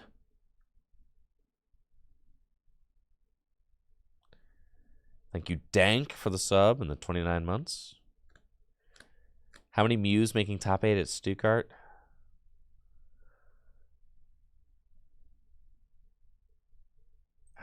It's got to be the Alakazam, but it does feel bad. Yeah, but it just has to be. It can't be anything else. What the heck?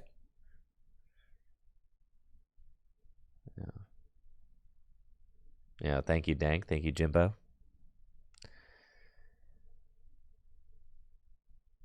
I think it's just a Yoga Loop angle. You're going to your first regional this weekend. Any tips? Yes, have fun. Have fun. Play a deck that you feel most confident with. And don't try to put too much pressure on yourself. Yes, we do have Karina. That is good. Don't try to put too much pressure on yourself to perform. You know, it's your first regional. Just try to have a good time.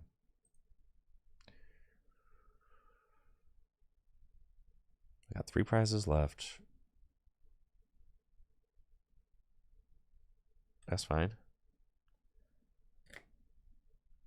No, I think we just go for the guaranteed. Just go for the guaranteed Yoga Loop.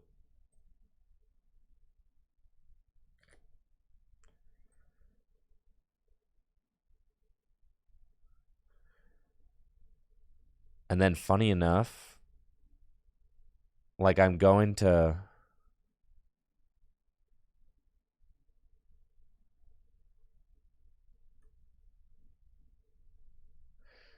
I guess they could Iono me, so I want to save the Turo. That's fine. I was going to say I could play the Turo right now, but like to reset my Urshifu or something, but it's just not worth it. So that I could draw more cards next turn. But yeah, it's just not worth it.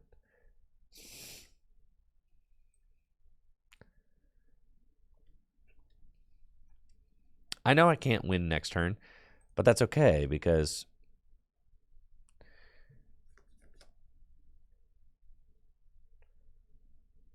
Ooh. Some good draws. Something I never say with this deck.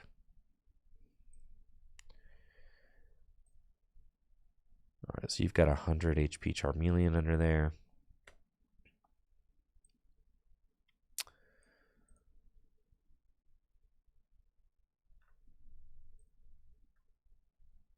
Let's go Clara.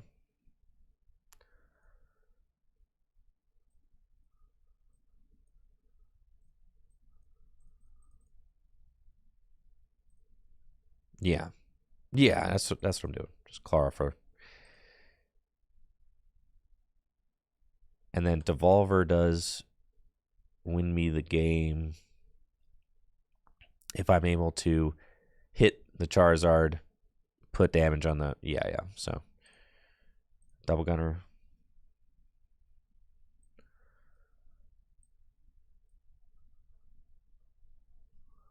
And...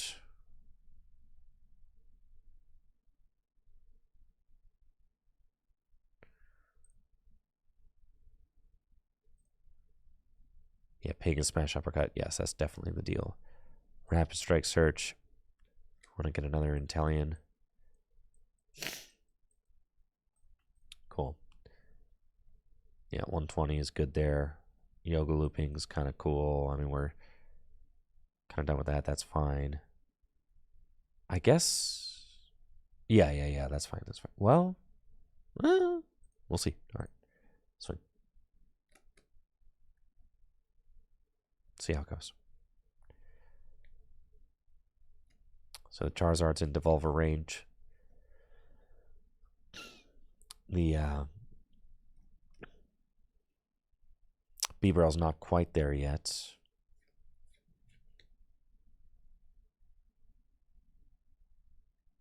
Losing the Metachamp is kind of sketchy.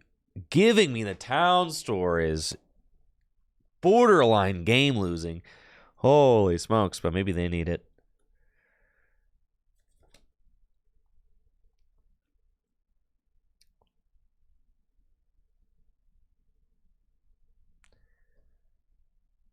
This matchup feels very sweaty. For sure. Because Charizard's so scary and so big. And your opponent really doesn't need to take a lot of knockouts in order to win.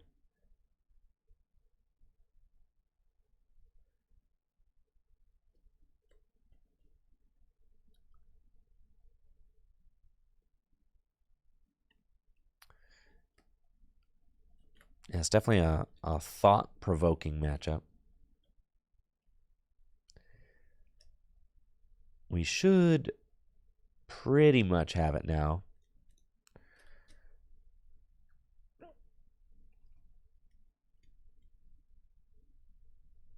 I think. Oh, yeah. They could not have gotten maximum value out of that Town Store, unfortunately. All I need to do is just rapid flow for game.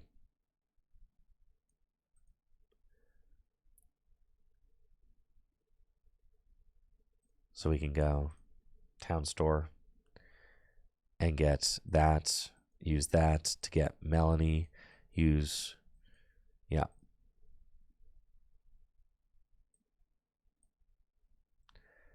Do that, do that.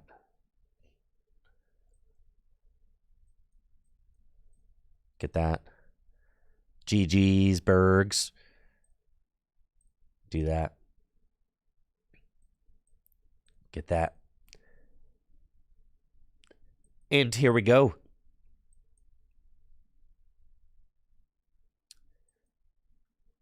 Go there, go there. Retreats. And rapid flow. Goodbye, Beaver. Goodbye, Salamander.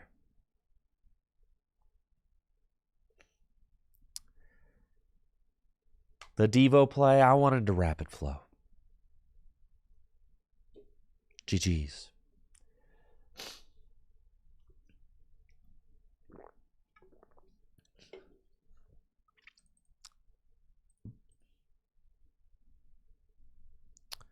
Skadoosh.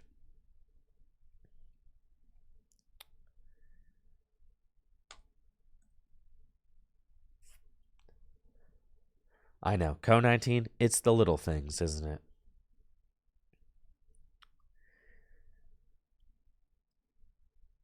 It's the little things. The little things. The little things that always bring me down. Man, I am having a terrible time with allergies lately.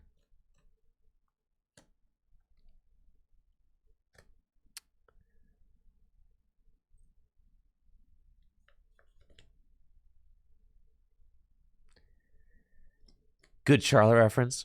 You know it. It's been a long time since I've heard that song.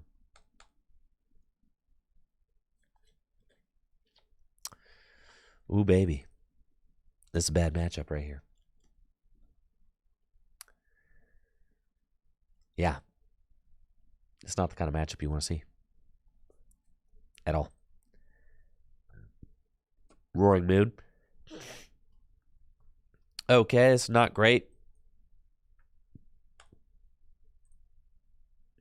Started with a lone Metacham, which can definitely get knocked out. So I have to go get some other guys who maybe won't get knocked out. I can't squawk this hand away. I'm going to be honest. This card never... It almost never gets used.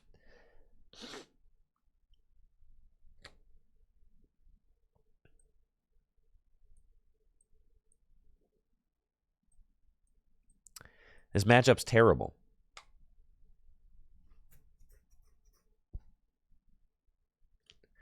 You can't squawk away 5 supporters. 5? This deck already draws like booty cheeks. And then I'm going to squawk away 5 supporters.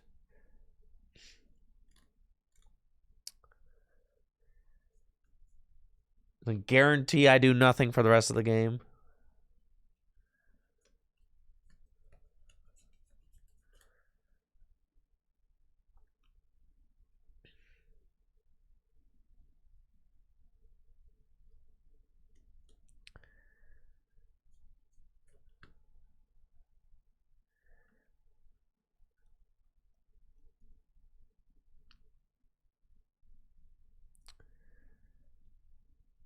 I don't know. Maybe my opponent doesn't get the turn 1 knockout. Maybe.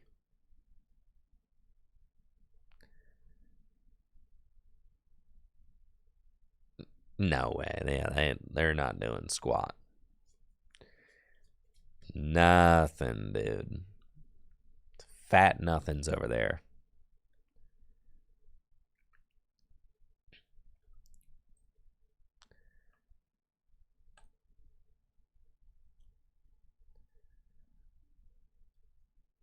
Got to Ultra Ball away the Dark Patch.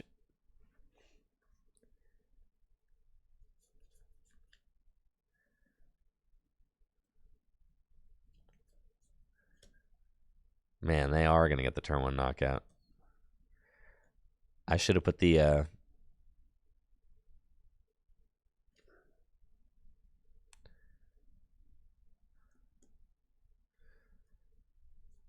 I should have just gone for Urshifu and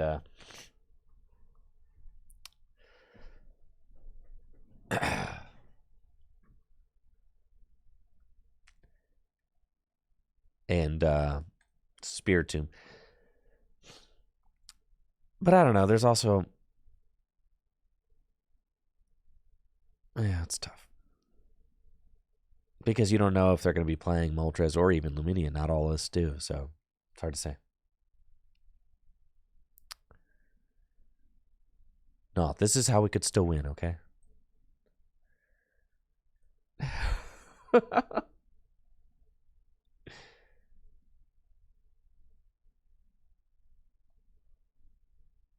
Oh, yeah, okay.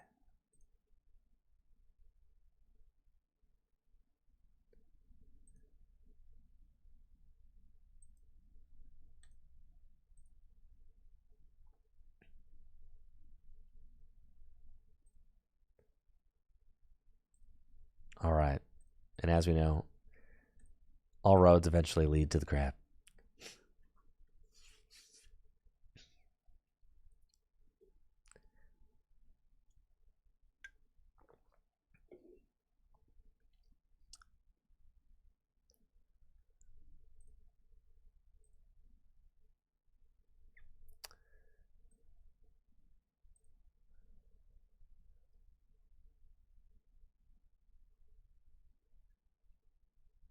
Do you even need Manaphy now?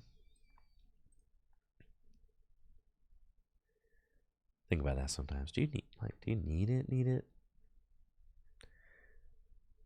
You don't like really need it.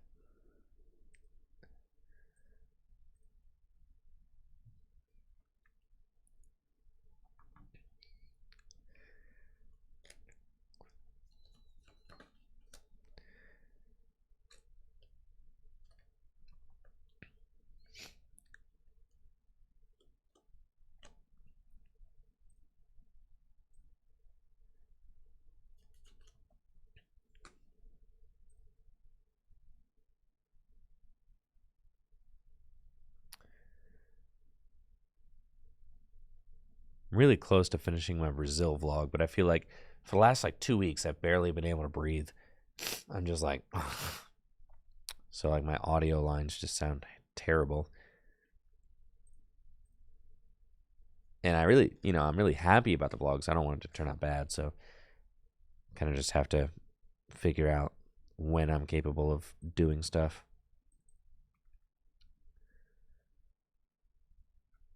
All right, good. I want to play this matchup.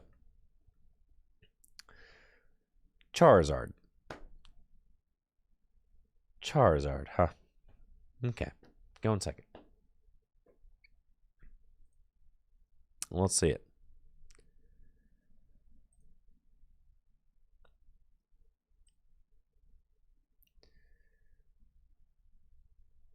We're up against Charizard.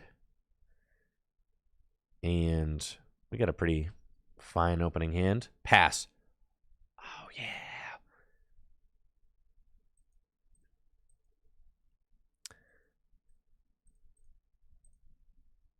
Do it to them. Do it. Do it.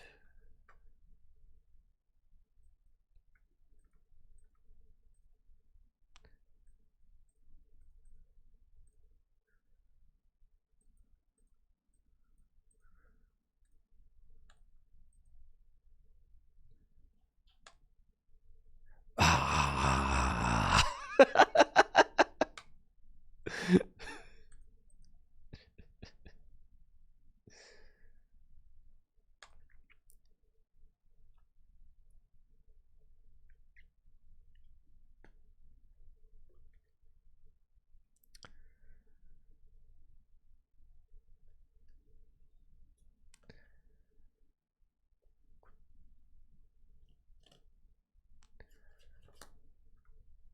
Tails.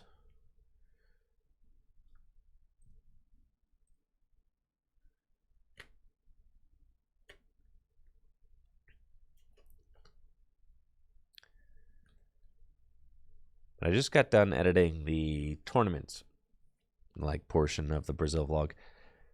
I think it's going to be kind of short and sweet. I think it's probably going to be about 10 minutes, if I have to guess. Which feels like a good length. I mean, I was only there for like, handful of days. So I've got 2 more days left of content to edit. Playing against Gardevoir.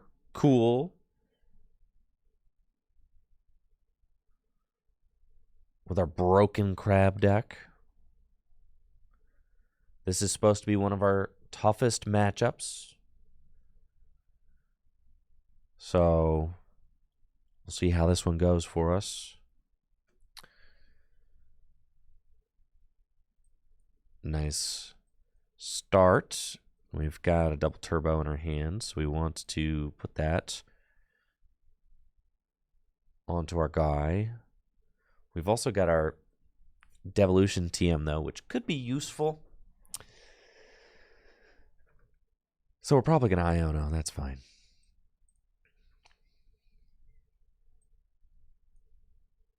That there. And let's go.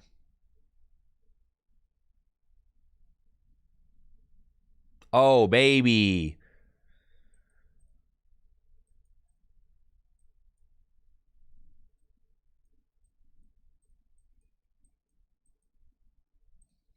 I guess I don't need to get the Squawk because I can just go Bibarel next turn. And I can just, so we're going to do that instead.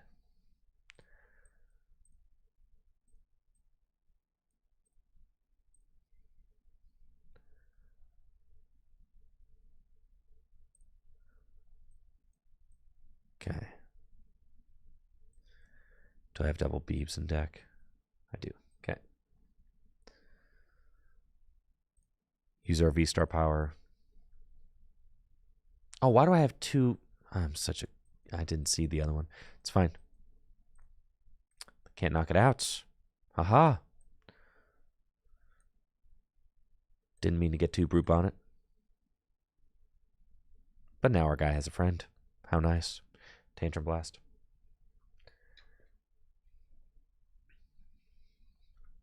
That's my bad.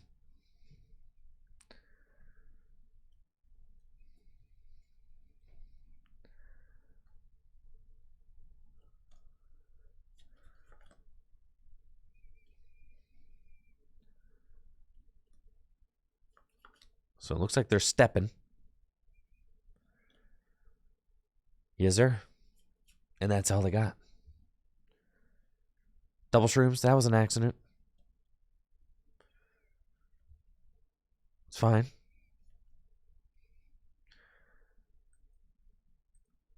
Yep, should be a crab here.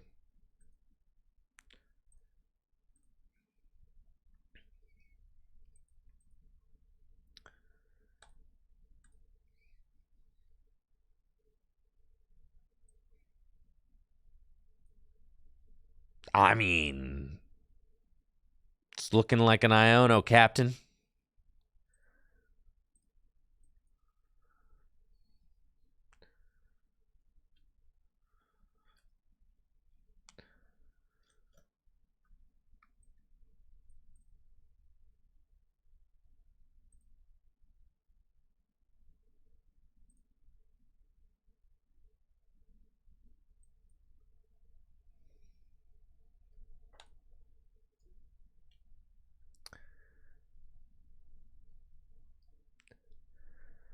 It's fine. Swing there.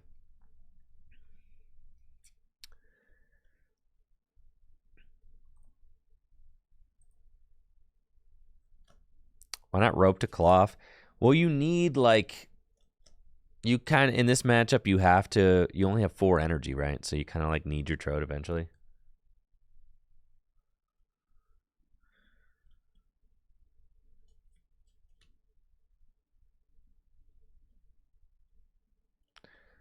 So the Trode going like...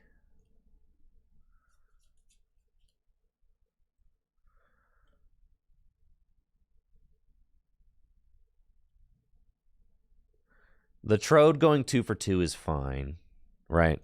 Because I don't have a Squawkabilly on my bench.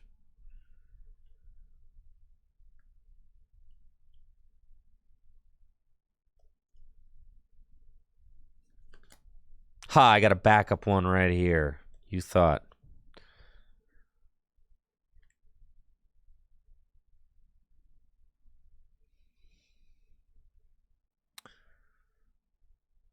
Screamtail's annoying, definitely. Iono. I had the boss, annoying. And I had the backup tool. It's Devolution. Town Store, that's fine. I don't want to put this Trode down. Town Store gets me the tool. The nice thing, though, I mean, they have to, like, Worker and then Collapsed to get their Guardy out of there, so I could devolve it, but that's probably not what we want to do. Could also just boss it and knock it out. Okay.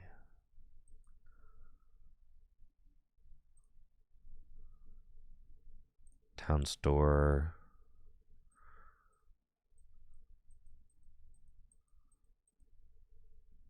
Only got 1 double turbo energy left in the deck, which is pretty bad.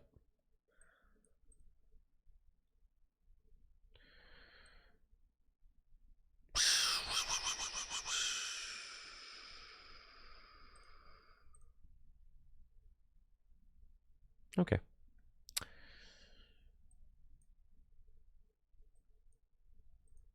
Do that.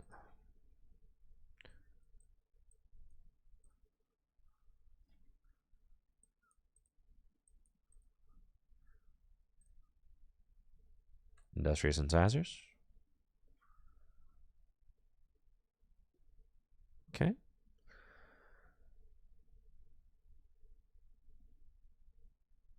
They're definitely gonna.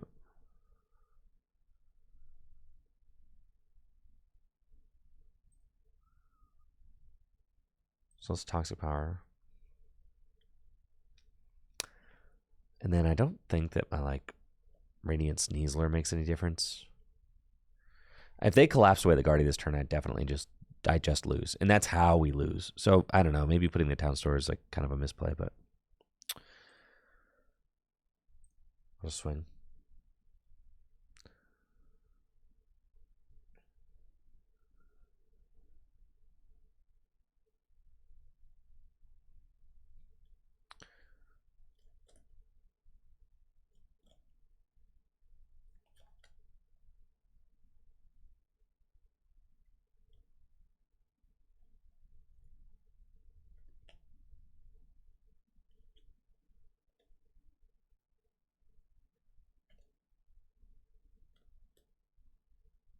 That's annoying.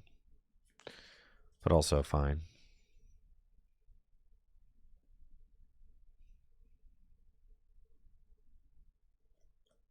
Okay. You guys want to see a cool play? You do want to see the cool play, don't you?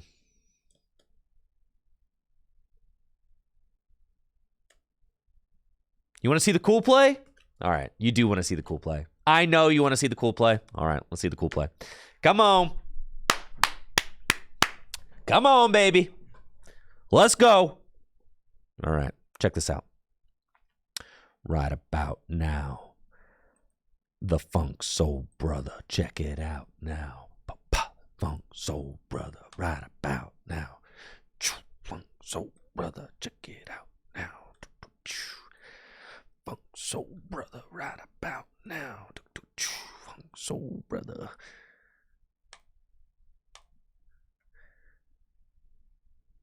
Industrious Incisors. Okay. And I don't know.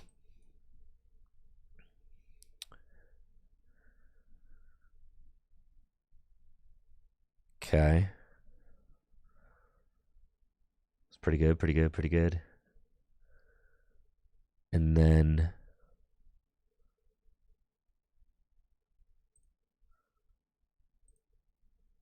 yep. Devolution. And then the Screamtail gets knocked out from Poison. The Gardevoir EX gets knocked out from Devolving. Both these Curlias get devolved as well.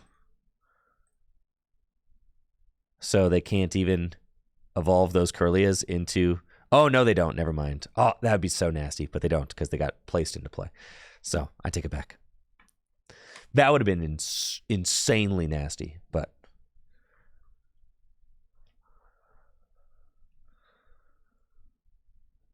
Still, though, that's a cool play, right? So now I've got 2 prizes left. All I needed to do is just attack twice, right?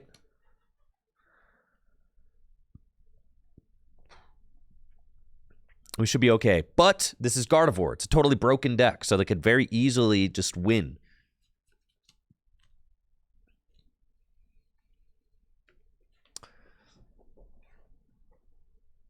They could just mess with my whole vibe, you know?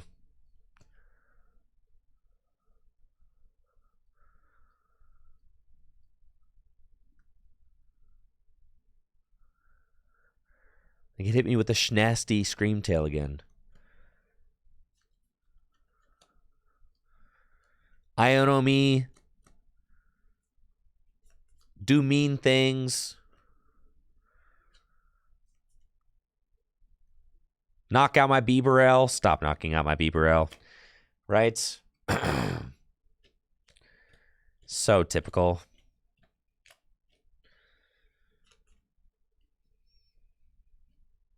I needed Manaphy out this game.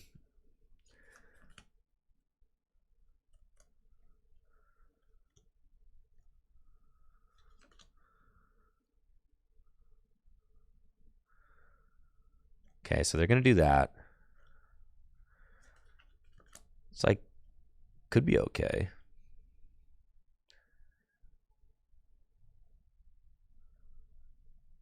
Oh, yeah, we got research. But does the research even matter?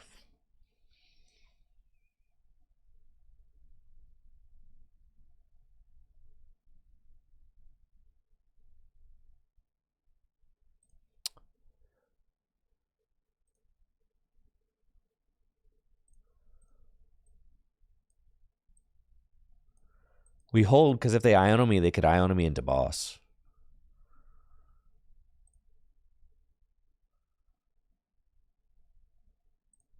So. No, I know. And then obviously if they don't evolve another EX, then I win that way too. So like kind of just like, okay, you know, I have win in hand. They have to Iono me. If they Iono me, I could just as easily find boss. Right?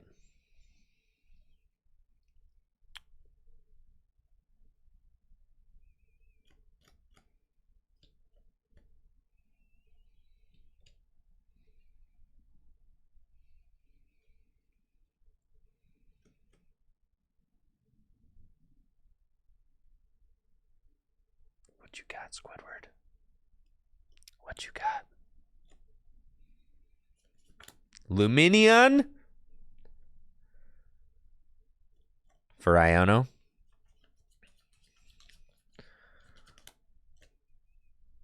Duh. Come on. Counter Catcher the Brute, Iono. That's a tough one. This is a tough one. This could be a lot to come back from.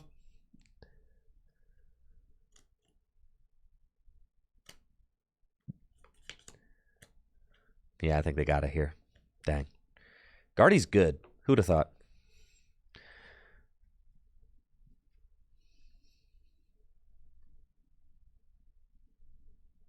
I mean, it can just do everything, right?